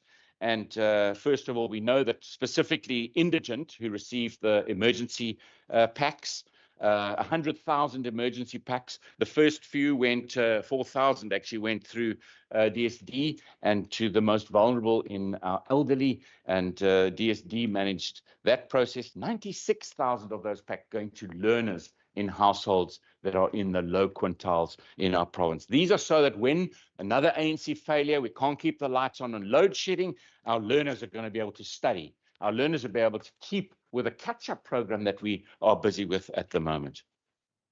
I also must say that at our schools, and it's not only at our schools, it's also at our houses. The Minister of Infrastructure and I were out on the road this weekend, and of course, having a look in Railton at a housing project. It's not only delivering housing, but we're making sure that solar PV is added when we deliver these products. At schools, 19 schools were completed on LED lighting projects. 6 schools are in a construction phase on solar PV. 19 schools are designed with the framework contract. 28 schools in design internally. A minimum of 44 schools installed this year with LED lighting. If I look at the municipal pooled buying, if I look at the hospitals, so far 195 of our hospitals have got generators, 47 have got inverters, 10 hospitals, load shedding free to stage 6. And so it just continues. All of these actions, the money doesn't get stolen, the money ends up going into projects that make the biggest difference it can to the citizens of this province. I also wanted to talk about local government, and you would have seen that we've put extra budget for legal services in local government, because it's not only where province delivers services to its citizens, it delivers services to its citizens through our partners at local government level. And I was just looking at a report on local governments, and it's amazing how few local governments really stand out in this province, not for what I've just spoken about, our delivery of housing or delivery of energy solutions or delivery of real tangible things that make a difference in citizens' lives. I'm talking about the opposite end. And so there's a municipality, and I look at this report, and it has very serious liquidity ratios, not able to keep payments going to keep under 30 days. And it's unbelievable to see municipalities are not able to pay when it comes to 30 days. And you look at the province, and we are sitting at 15 and 18. These are the kind of days that we work about paying our customers that do business with us. And these municipalities are really battling. This same municipality in this report, I see there are a number of special investigation unit investigations. Whistleblowers have come forward. I see that the municipal manager eventually his lawyers had to settle in court because, of course, again, this municipality did not appoint him according to the rules. They still have a CFO that is currently vacant. Now, I wonder why a CFO position is currently vacant. I think it is because they're using the system to milk it, as the ANC usually do. And of course, this municipality I'm talking about is Theewaterskloof. I'm very concerned about it. And I wonder, Madam Deputy Speaker, as to which political party runs this municipality. It's a coalition. It's a coalition of the ANC, the Good Party, and the Patriotic Alliance. And what they are doing day and night is making sure that their citizens do not get services. They're making sure that their citizens suffer because they are busy looking after themselves within that system and not looking after the citizens in this province. Another municipality, if I look at this report, experiencing cash flow challenges. The municipality's collection rate is way below where it should be. The Auditor General and Eskom, both of those organizations, have not been paid in this municipality. And guess what this municipality's name is? It's called Kannaland Municipality. And guess which political parties run this municipality? The ANC, ICOSA. These municipalities are totally failing the citizens of this province. They're not paying even the Auditor General. I think that's a massive mistake. And of course, they're not paying Eskom. If I look at Knysna Municipality, and I have spoken about Knysna extensively over the last while, and we know that that rescue package that the province has put together, they've at least agreed to that. Of course, if they don't, they've also been given strict warnings on their major failures. They've been given directives and now directives, and those officials can face up to a 10 million rand fine or jail time. And again, the same thing. They're not able to get overdraft sorted out through the banks. They are using overdraft money to pay salaries. They're not able to financially sustain themselves. Ratepayers themselves are not paying yearly anymore. They're paying monthly because they are so concerned about their own money being lost to corruption. And again, who runs this municipality? I ask you, Madam Deputy Speaker. Again, this is the ANC, the PA, and the EFF. This is where there are bodies in the water system that are decomposing, and these bodies are absolutely rotting this water system. But for 19 days, the citizens have to drink that water. These are those same municipalities where the fire truck gets to the fuel station to put fuel into the fire truck to go because they need to respond to their citizens, and the card bounces because it's all been cancelled because of their financial system, which is not working. I look at Lanesburg municipality and I look at Premier West municipality. I say, Madam Deputy Speaker, that it is these municipalities where services are not being delivered, and they need to, the citizens of this province, make up their mind is if they want these kind of coalitions in this province, or they want the same that we've been delivering over the last years, much better government than any other province in South Africa. This is where it happens, and they can make a decision on the 29th of May. Thank you. Thank you very much, Premier. I now recognize the Honourable Nkondlo.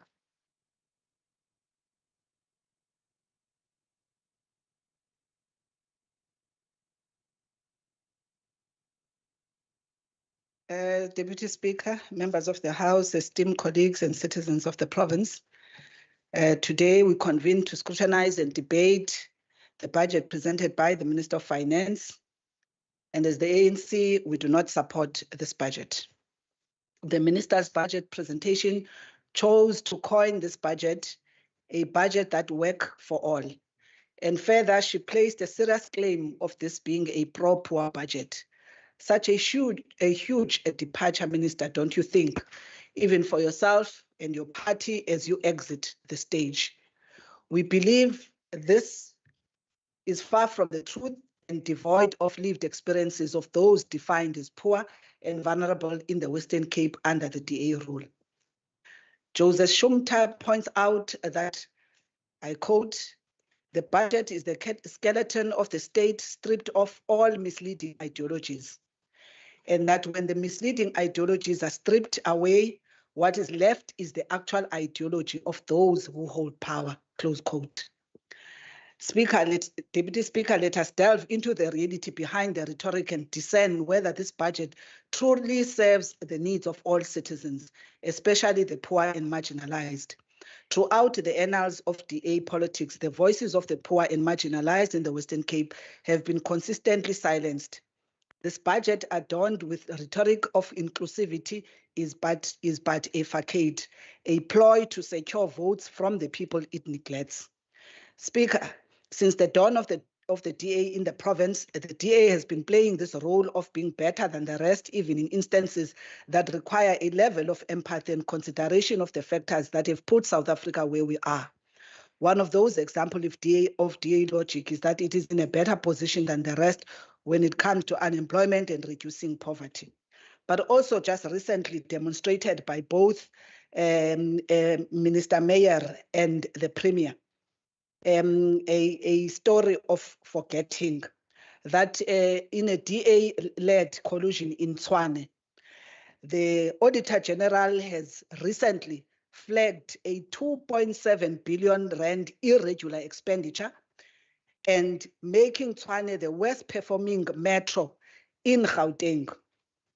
Again, Sunday Times were telling us here in this province, through you, that in the DA's red faces over municipal tax on the sun. This was because of the pushback of citizens who have made them to rethink the 623 monthly surcharge on residents who install solar power. This is the DA that said that in 2019, when the Premier took over the reins from Madam Zille, that he's gonna ensure that the Western Cape is off the grid. We are still waiting patiently. And actually, this is the same DA that has done the same here in the city of Cape Town, putting an additional tariff more than what NERSA approved and increasing electricity cost in a province or in a city where people are struggling to survive. Actually, we asked the question which ProPoa is being referred to other than a list of individualized boutique projects we were referred to. It is the cost of Cape Town household if one refers to a household affordability index, February 2024, which suggests that here in the city of Cape Town, as an example, that household food basket has increased by 168 rand 60 cents, which is 3.4% from 4,942 rands 45 cents in February 2023 to 5,111 5 cents in February 2024.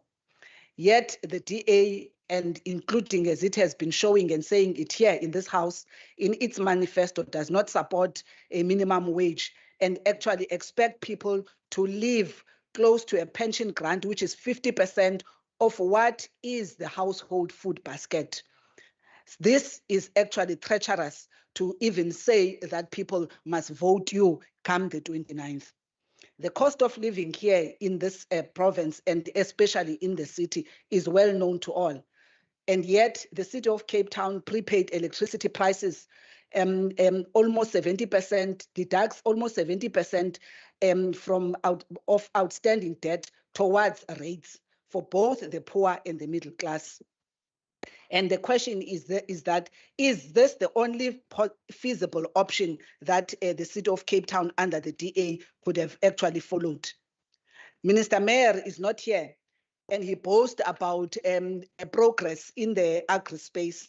And he leaves agri workers dying and others severely wounded in the open trucks, where farm workers are actually finding themselves dying in the situation of unsafe transport. Women also are killed in extortion-related murders in the Cape Flats. And we ask a question about the DA choices of interventions, which demonstrate exactly where do they mean and where do they stand. That they were able to ensure a rural safety intervention when there was challenges of farmers during the COVID and spent about 5 million rands. Recently, the minister, through the Department of Economic Development, was able to put aside R1 million for tourism safety when there was incidents in the Table Mountain. But yet, in this particular province, same city of Cape Town, the poor is actually finding itself unsafe and living under terror on a day-to-day basis. You know, township businesses are unable to open up and are closing, and there is no intervention by this DA government. And yet it tells us of being presenting a pro-poor budget. Further, in the list of projects that we've been told about, a situation of Mr. Abraham Lindner from Atlantis, who is 50 years old and is blind, has been directly affected by the termination of dial-a-ride services, which are meant for people who are disabled. And without any consultation and considering the implications of this to the disabled sector, the city of Cape Town has decided to close and terminate that service for people who are staying that far. And these are questions we place to the MEC on this biasness of the years of budget that is meant for the elite and the rich in this particular province under the disguise of the poor. You call for devolved powers, and yet MEC Mackenzie is mum when JP Smith is lunacy is actually standing to attack taxi industry, including scholar transport that is not even protected here in this particular province of ours. We find ourselves in a distorted reflection of a Robin Hood-alike society, in the words of Professor Deaton, where resources are not flowing downward as folklore suggests, but rather upward from the impoverished to the affluent. This reflects the disregard for affirmative action, disregard for Black economic empowerment, and redress of the past imbalances. It was in Veldrift where the cries of women entrepreneurs were echoed unheard as they languish without municipal support or assistance for their businesses. Whilst billions are squandered annually in the name of red tape reduction, the ANC has long advocated for reallocation these funds to empower the local economy, particularly in the townships, small towns, and informal sector settings plagued by crime and underdevelopment. Yet the DA persists in its misguided priorities, allocating resources to ineffective safety plans whilst neglecting the very communities in dire need of assistance.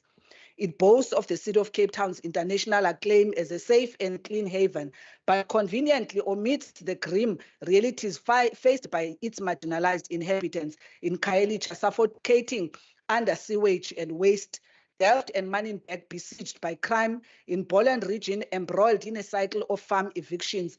These are forgotten corners of the DA's opulent city, reserved solely for the privileged few. Scrutinizing the purportedly pro-poor budget, we find an increase of a mere 23 million from the previous fiscal year. When questioned on the rationale behind this allocation and pro-poor budget, the minister deflected, pointing to a generic list of programs buried within bureaucratic documents. This, they claim, is evidence of their commitment to the poor, a feeble attempt to mask their apathy towards the marginalized. The 2024 MTEF budget will allocate 45.3 billion to growth for jobs. We must look at this allocation with an understanding and trends in our province.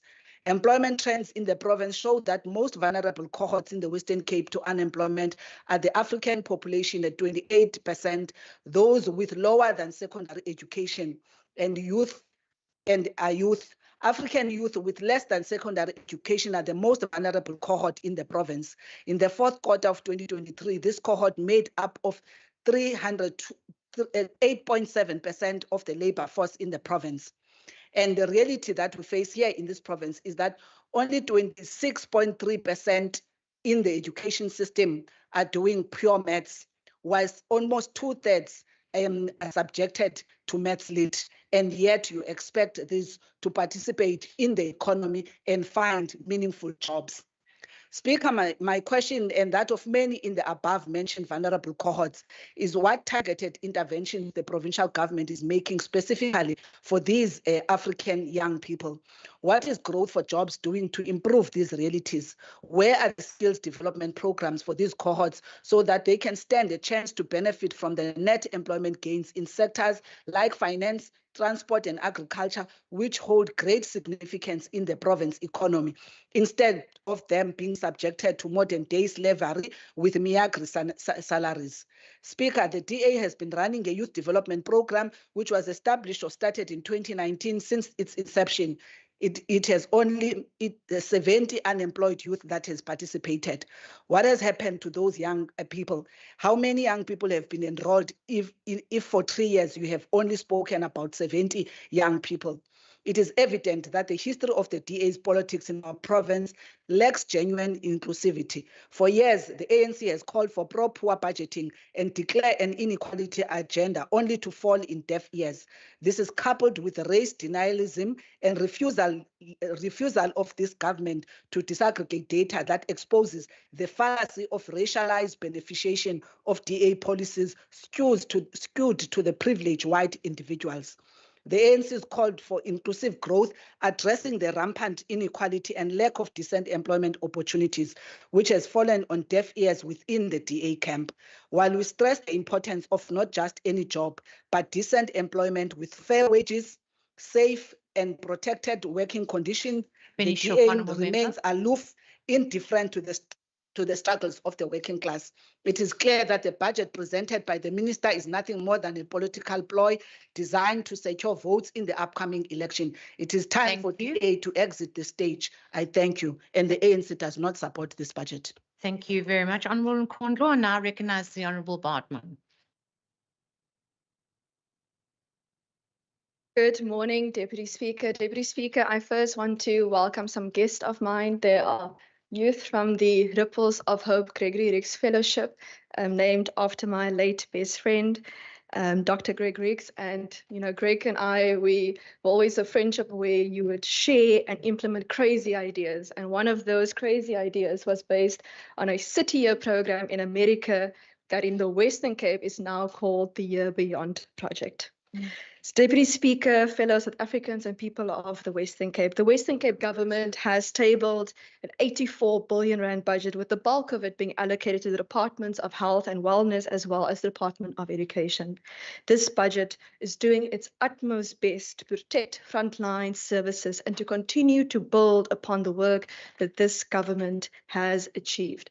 These achievements include the Western Cape having the lowest unemployment rate in South Africa, the lowest expanded unemployment rate in South Africa, the highest employment to population rate in South Africa, and the highest labor force participation rate in South Africa. This means more people are employed in the Western Cape than any other province in South Africa. And Deputy Speaker, I just want to make it clear, we don't write our statistics ourselves. These statistics come from Statistics SA, an independent national entity that do statistics for all provinces. So if there's been claimed that our statistics are wrong, then maybe the statistics of other provinces might be wrong too. In terms of, we have the lowest Gini coefficient in South Africa, and we also have a higher human development index than the average of South Africa. So the statistics show that yes, we might not be perfect, but life is better in the Western Cape. In 2023, we saw two significant shocks to the provincial budget. The first, the ANC national government centrally agreed to above inflation public wage agreement for all provinces. The impact on the Western Cape was 2.9 billion rand. National Treasury committed to pay back all provinces because the effect of the agreement was immediate and was implemented mid-year. That means on the payroll system, you're already receiving your increase in the province, despite National Treasury not having yet paid back the money. National Treasury then turned around and indicated they will not fully fund the provinces for the full cost of this deal, which they agreed to. The Western Cape received approximately 1.7 billion rand from National Treasury, leaving little over 1.1 billion rand unpaid. The Western Cape then had to dig into its respective reserves and secondly find ways to reprioritize funding across departments to make up the full amount. No one is saying, Deputy Speaker, that public servants do not deserve increases. But when your country decides to start selling off its gold to pay for its debt, you know you are in deep trouble.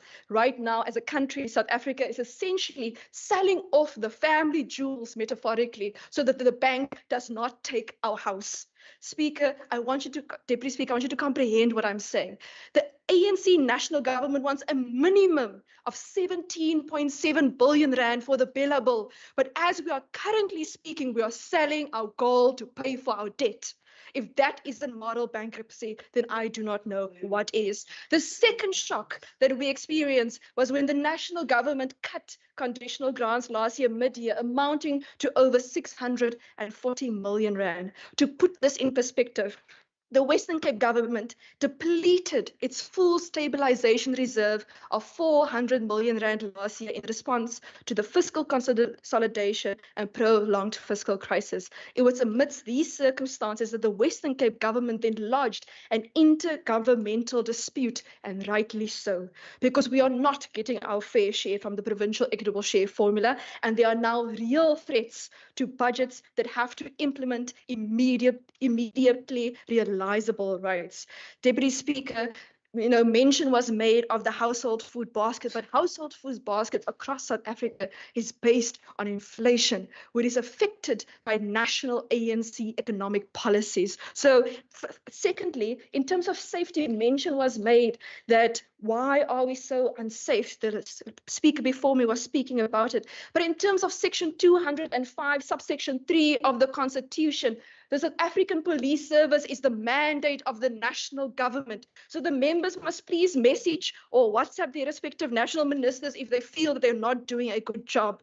In terms of energy, Deputy Speaker, the city spends 70% of its tariff income to buy electricity from Eskom, with its remaining 30% covering costs of the reliable electricity service and plans to end load shedding. If the city asked any cheaper, the city would essentially run into an estimated budget shortfall in excess of 500 million rand. Shortfall that will make it impossible and unsustainable for the city to run a reliable electricity service and implement plans to end load shedding. Speaker, Deputy Speaker, further, I want to indicate a third hit that the provincial budget had to take. The new health risk adjusted index and data updates continue from National Treasury and have decreased our equitable share formula by 0.06%, resulting in a 192 million rand budget cut this year in the provincial budget. Further, due to the fiscal consolidation and response to the public wages, we are seeing this year almost 2.2 billion rand that is being reduced as an adjustment on our baseline. This means the money that was promised in 2023 of the MTIF by the ANC and the difference of the 2024 MTIF for this particular year is 556 million rand. This is important because in government you plan for a 3-year cycle minimum. And that budget that you see over the 3 years must never be a shock. In an ideal world, every year you will know what is happening over the next 3 years. But under the ANC national government, we must hope and we must pray every year that our budget won't be cut, or at the very least, there'll be some semblance of stability. It means what the ANC promised us in 2023 for provincial budgets is essentially null and void. Further, what we see in terms of the adjustments from conditional grants that we get from national government, we see budget cuts in infrastructure, we see budget cuts in cultural affairs and sport, health, agriculture. Deputy Speaker, on the average, the conditional grants of the Western Cape will be 0.8 percentage points lower than the average of the preceding 4 financial years. So over the current MTIF, the Western Cape will experience a 1.135 billion rand budget cuts on the conditional grants received by national. Despite the ANC having now proven that it is financially and morally bankrupt, in the Western Cape, we are committed to protecting our frontline services and building upon our good track record. That's why we are taking almost 2.3 billion rand from our own provincial reserves to essentially pay for this nationally imposed deficit it had brought upon our provincial budget. We will take 784 million rand from our asset finance reserve, and we will take almost 1.5 billion rand from our provincial revenue fund to protect this provincial budget from ANC bankruptcy. This will leave just over 1 billion rand in our provincial reserves. And Deputy Speaker, of these reserves, the provincial treasury has achieved something truly amazing through the provincial government cash management policy, which manages our money in such a way that we gain the most interest on our finances as possible. The provincial treasury has essentially recreated an additional 420 million rand to put back into the stabilization reserve we had to deplete last year because of the ANC. This means with the provincial treasury, we make your money work for you. Despite the ANC failures on provinces, the Western Cape will, over the 2024 MTIF, allocate 192 billion rand of this budget towards protecting social outcomes, that is 75.3%, and allocate 32 billion rand towards infrastructure investment. And Deputy Speaker, I would like to thank the ANC for supporting the infrastructure budget of the Western Cape as per ATC number 38, 2024 on the 20th of March as published in the Western Cape Provincial Parliament. We will spend 45 billion rand to boost economic growth and set aside 759 million rand to increase energy resilience and 21.8 billion rand to entrench innovation, culture and governance as a pillar of how the Western Cape government approaches challenges and solve them. Where the ANC national government squanders, pillages and plunders fueled by their greed and their gluttony, the DA Western Cape government will continue to build, to protect and to innovate, because, Deputy Speaker, it is not the ANC's money, it is not Minister Gorongwana's money or President Ramaphosa's money, it is the people's money. And in the Western Cape, we will continue to ensure that the people's money is spent on the people. The DA supports this budget. I thank you. Thank you very much, Honourable Bartman. I now recognize the Honourable Minister Wenger. Thank you, Deputy Speaker. I'd like to thank the colleagues for the debate and the inputs, and in particular, those that have supported this budget. There are a couple of things I'd like to respond to, that came up in the debate. So first of all, Honourable Dugmore noted that when the ANC governed, unemployment was 17% in the Western Cape. Well, and it was actually 18.4 in 2008. But the important thing to consider here is what the national unemployment rate was at the same time. So in 2008, the South African unemployment rate was 22.9%. There was a 4.5% difference between the Western Cape's unemployment rate and the South African average unemployment rate. However, in 2023, when we know times were vastly different and we were in a fiscal emergency, the unemployment rate in the Western Cape is 20.3%, but in South Africa it's 32.1%, which is a 12% difference.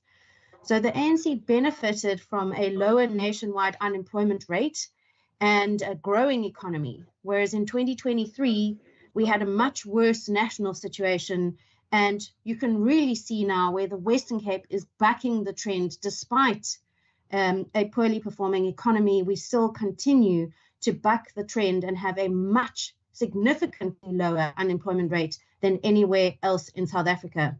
As you know, it's much easier to have a lower unemployment rate when times are good. I'd like to bring in some of the issues just generally, because this debate had quite a wide range of issues that were thrown into the mix, not many relating to the budget. It would have been helpful for the official opposition to table an alternative budget, as is customary in countries all around the world. I have not seen any alternative budget tabled by the ANC. In fact, we've only heard criticisms, but no constructive proposals on how this budget could be made better. I look forward to receiving those in the future, should the ANC be able to construct an alternative budget for this province. I would like to thank the ACDP for their constructive policy and budget proposal, and I'm sure that the Department of Policing, Oversight and Community Safety will look into this proposal that has been tabled. Thanks very much to the Freedom Front Plus for supporting the budget. I also noted that Honourable Dugmore lamented that we didn't spend taxpayers' money on jamborees, which is something the ANC likes to do. And, one does have to question how much of government money is, goes towards jamborees that could rather be put towards service delivery. But speaking of ANC spending, one has to wonder where the spending is coming from in the election campaign. Isn't the IEC investigating ANC finances? So one does have to question what the priorities are there.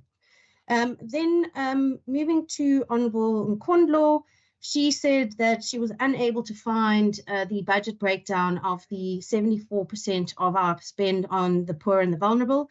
It is in the Opry book, around page 74 or so, and we've dedicated several pages to the budget breakdown, so one can see very clearly how that budget calculation is made and what that funding is spent on. And the 74% is a conservative estimate. She said, Deputy Speaker, this is a departure for the DA, but this is absolutely not a departure. What it is something that doesn't fit into the ANC's narrative, because we do in fact put the 7.4 million residents at the heart of every decision that we make in this province. In fact, over the last 5 years, over this term, 78% of net jobs created across the whole of the country were right here in the Western Cape. 78% of all net jobs created in South Africa were in the Western Cape. And if we look at the Gini coefficient, the Western Cape is the most equal province in South Africa with the lowest inequality. These are not things that can just happen overnight. These are things that are a result of concerted effort and work towards achieving them: a growing economy, increasing employment, and decreasing inequality.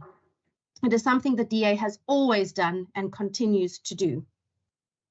On the public sector wages, I found the comments there quite difficult, because what happened was, in year, the budget that this House debated and approved and passed was then upended mid-year. So what happened is undemocratic and wrong because it basically reversed a decision of this House in how the budget had to be spent. It made the lawmaking process meaningless. And as a legislator, we all should feel that what happened was a disgrace and we should prevent it from ever happening again in the future. This is an important principle and should not be politicized. We have to make sure that we protect the parliamentary process when it comes to money bills. And then finally, on the dial-a-ride, I mean, that it has not been terminated. This is nonsense. And while this is a city government initiative and doesn't form part of this debate, I can't really let these claims stand. The Atlantis dial-a-ride service has not been cancelled. The service is, however, a pre-book arrangement and requires clients to advise in advance and also in advance if there are any cancellations. But the service continues, and furthermore, the Atlantis station and others on that trunk route have universal access for differently abled persons, and it also has My City ambassadors at the stations who are able to assist passengers in need. So we need to understand then why the incident that Honourable Nkondlo mentioned happened, because the service still continues to run. But what is clear, Deputy Speaker, is that while the national picture remains consistently in decline under the ANC, the Western Cape under the DA continues to show what is possible with the right policies followed by determined action. That's why so many thousands of South Africans are choosing to make the Western Cape their home. It is possible to create many more jobs by enabling and working with the private sector, which is proven by the simple fact that this province created 78% of all net new jobs in South Africa, as I've mentioned. It is possible to build a school in 65 days. It is possible to provide calorific and nutritious meals to children who need it. It is possible to implement programs that work alongside private employers to help young job seekers overcome the hurdle of transport to interviews. And it is possible to make meaningful strides to decrease inequality, creating a far more just and equal society full of the opportunities our residents need to succeed and live a life that they value. This and so much more is possible under a DA government. And as far as the country continues to decline, the Western Cape is set on a path of increasing employment, declining inequality, and increasing opportunity. This is the DA difference. Thank you. Thank you very much, Honourable Minister. That concludes the debate on the consideration of the principle of the bill. Are there any objections to the approval of the principle of the bill? No objections. There are objections. Objections will be noted. The Secretary will now read the bill. Sorry, Mr. Stamela, I see you there.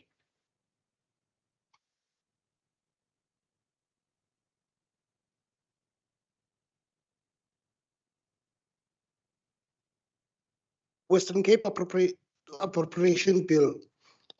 Thank you very much, Mr. Stamela. The House will deal with the separate votes on the 26th and 27th of March 2024. Mr. Stamela, will you please read the second order of the day? Consideration of report of the Standing Committee on Finance, Economic Opportunities and Tourism on the recommendations for the appointment of the candidates to the Western Cape Consumer Affairs Tribunal. Thank you very much. I've been informed by the Chief Whip that the Programming Authority resolved that there will be no list of speakers and that parties who wish to do so will now be afforded an opportunity to make a declaration on the report for a maximum of 3 minutes if they so desire. I will now afford parties an opportunity. I recognize the ANC. Any declarations?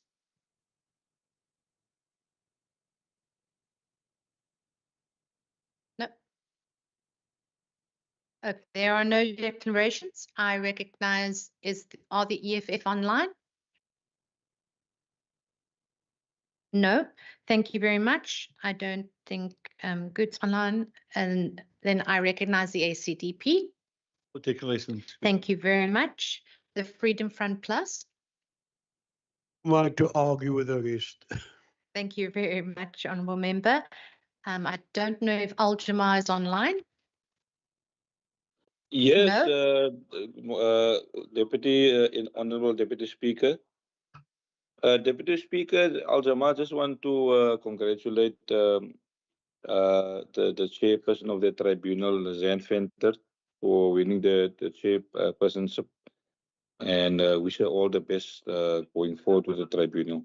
Thank you very much. Thank you very much, Honourable Member. I recognise the DA. Thank you, Madam Deputy Speaker. A key part of a well-functioning economy is consumer protection. Consumers must have recourse should disputes arise with businesses. Otherwise, faith in the entire economy falters. That is why the Standing Committee on Finance, Economic Opportunities and Tourism went through a comprehensive process to identify the best possible candidates to constitute the Western Cape Consumers Affairs Tribunal. The Consumer Affairs Tribunal was initially operationalized in 2012, but ceased operations in 2016. It has now been re-established to provide a free adjudication service for resolving consumer disputes. In an ever-changing economic climate, safeguarding consumer rights is paramount.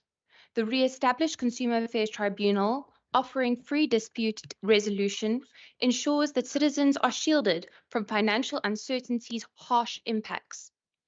A call for public nominations for tribunal membership was published in 16 local and regional newspapers in July 2023, including Provincial Gazette.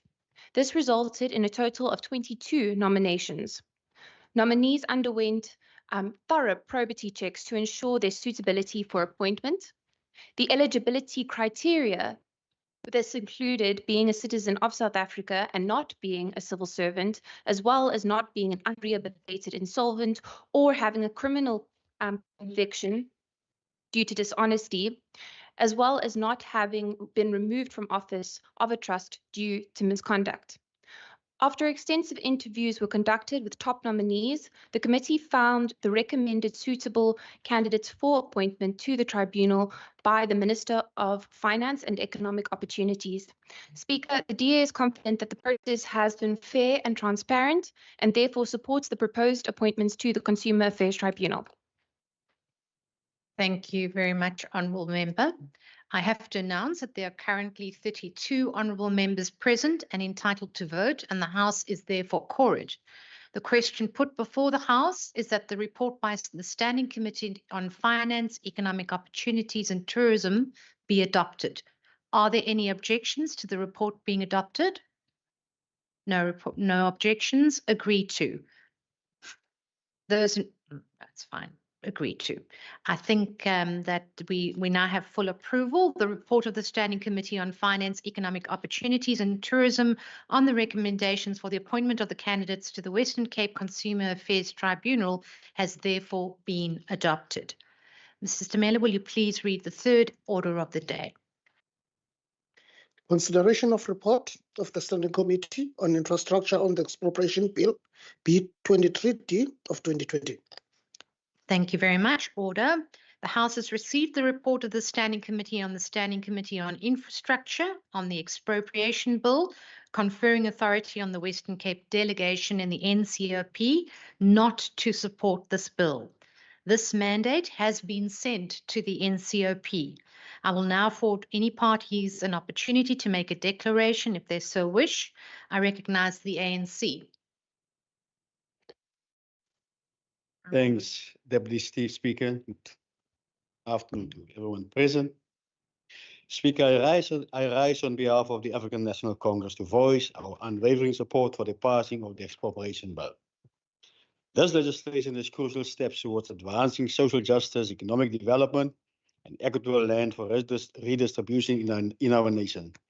It marks a pivotal moment in our journey towards rectifying historical injustice, particularly those who were forcefully displaced and dispossessed of the land and property. Through this legislation, we are building a more inclusive society. For too long, the legacy of apartheid and colonialism has cast a dark shadow over our nation. Countless individuals and communities were uprooted from the ancestral lands, their homes demolished, and their livelihoods destroyed. The wounds inflicted by forced removals and land seizures runs deep. and the effects continue to be felt daily. The expropriation bill embodies the principles of justice, equality, and redress.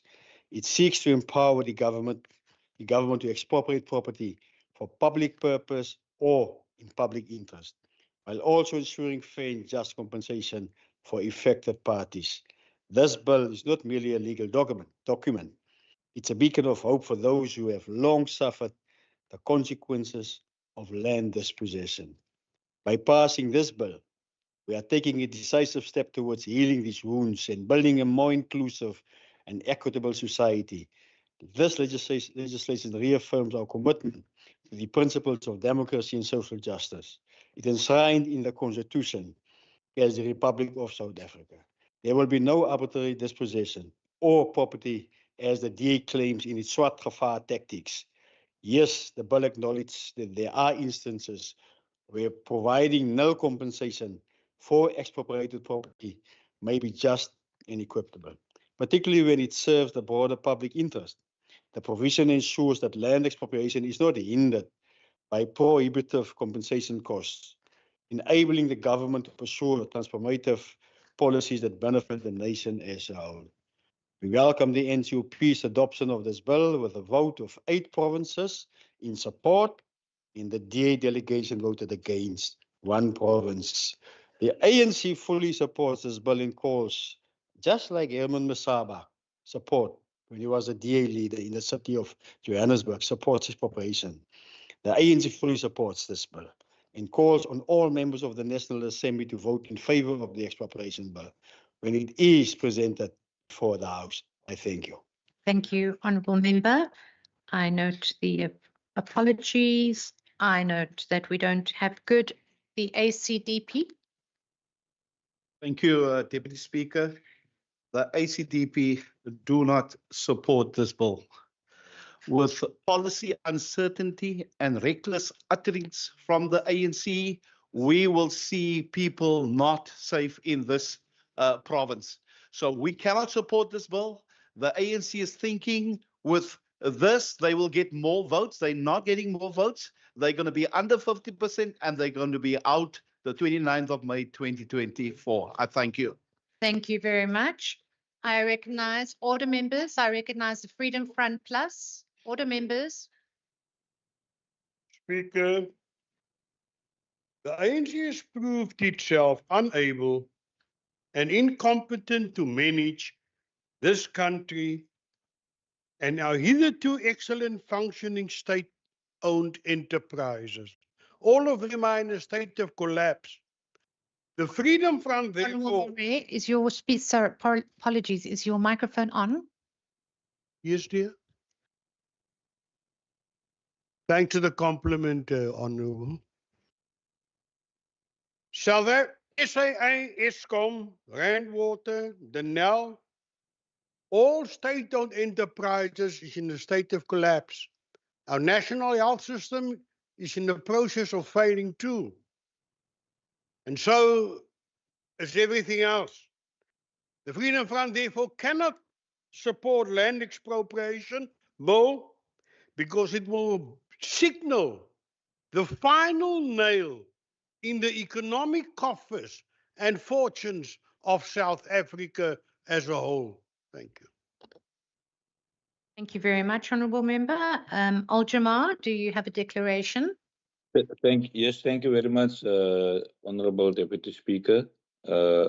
Speaker, the Al-Jamar, we support this bill of the ANC, and we will make sure that the ANC stays in power nationally, and we will also ensure that the ANC takes the Western Cape come 29 May. Thank you very much, Speaker.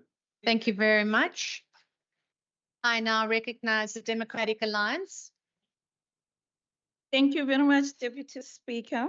Deputy Speaker, the DA supports land reform and restitution, but we reject that the ANC smuggled in expropriation bill, the bill that will destroy our country. This legislation will demoralize any investor that wants to help the government in creating jobs for the benefit of our communities. This bill aims to repeal the Expropriation Act of 1975 and provide for the expropriation of property for a public purpose or in the public interest. Deputy Speaker, the Section 25 of the Constitution addresses social justice and redresses the past. It is necessary to address historical injustices, particularly in the context of land ownership in South Africa. The bill in its current form undermines property rights and could have negative repercussions on investment and economic stability. Expropriation sends a signal to investors that their property rights are not secure, which could deter investment and economic growth. It undermines the rule of law and could lead to despotic seizure of property by the state. The bill lacks adequate safeguards to prevent abuse of power and lacks clarity on the criteria for expropriation with or without compensation. Expropriation bill could erode market confidence and have a negative impact on the banking and financial sectors. It could lead to a decline in property values and disrupt the stability of property market. This expropriation bill doesn't consider striking a balance between addressing historical injustices and protecting property rights and market stability. Any expropriation process should be conducted in a transparent, fair, and equitable manner, with due regard for the impact on property owners and the broader economy. For these reasons, Deputy Speaker, the DA does not support the expropriation bill. I thank you. Thank you very much. I have to announce that there are currently 32 honourable members present and entitled to vote, and the House is therefore quorate.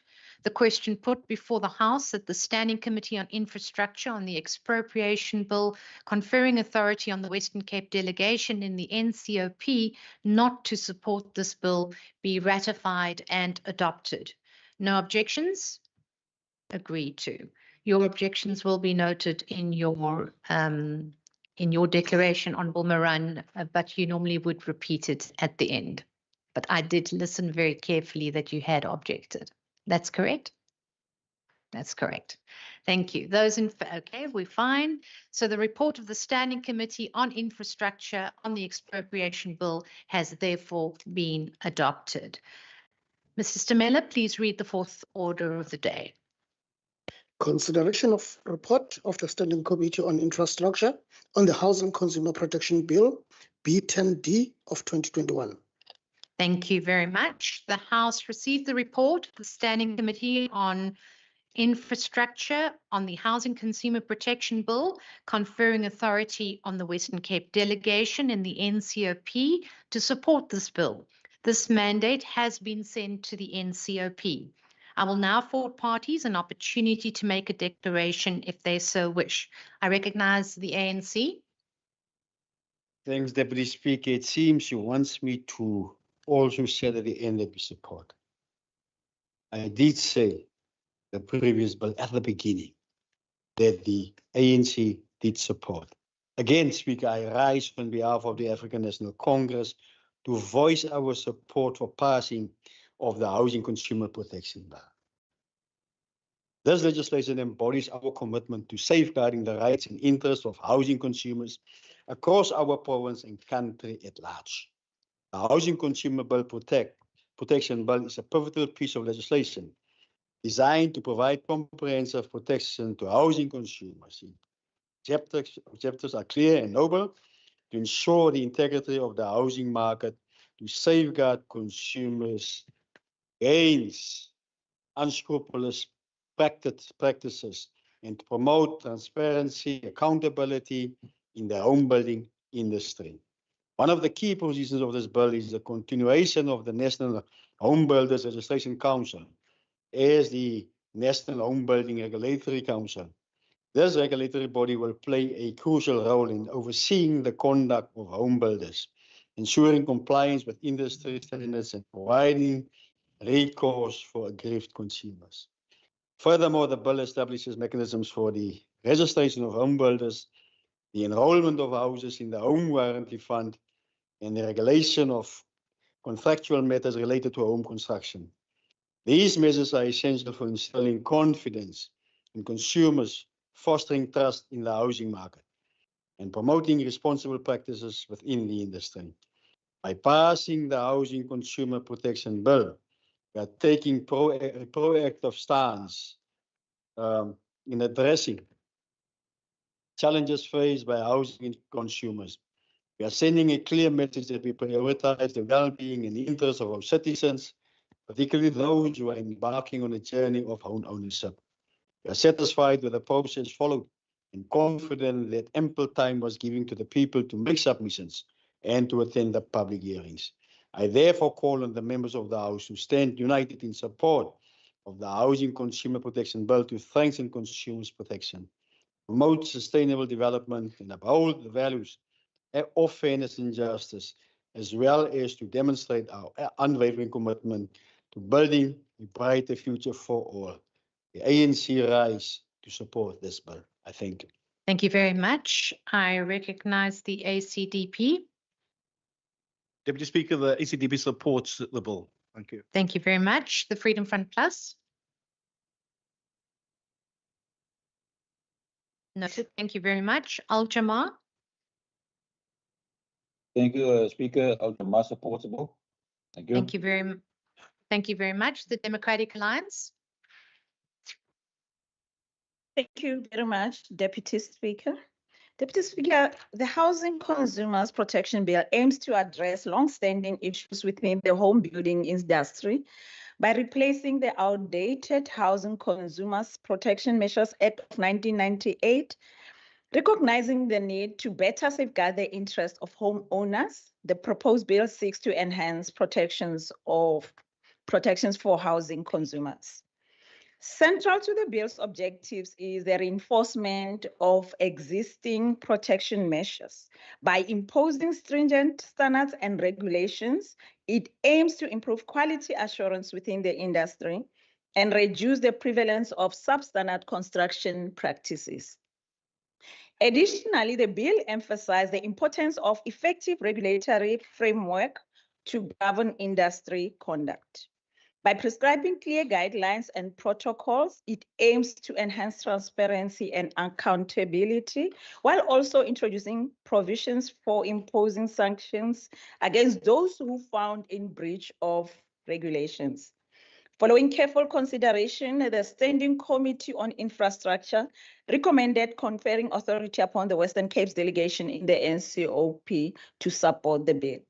The Democratic Alliance supports the Housing Consumer Protection Bill, recognizing the importance of enacting legislation to safeguard consumers and promote integrity within the home building industry.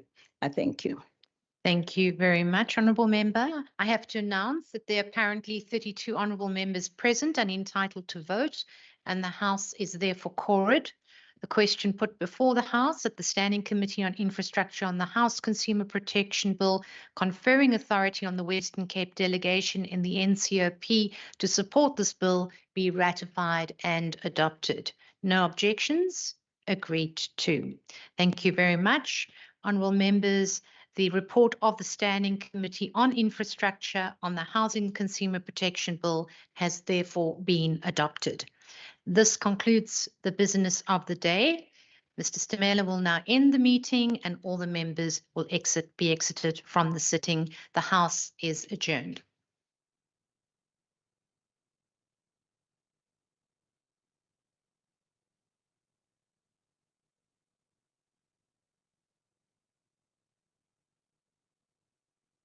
Thank you.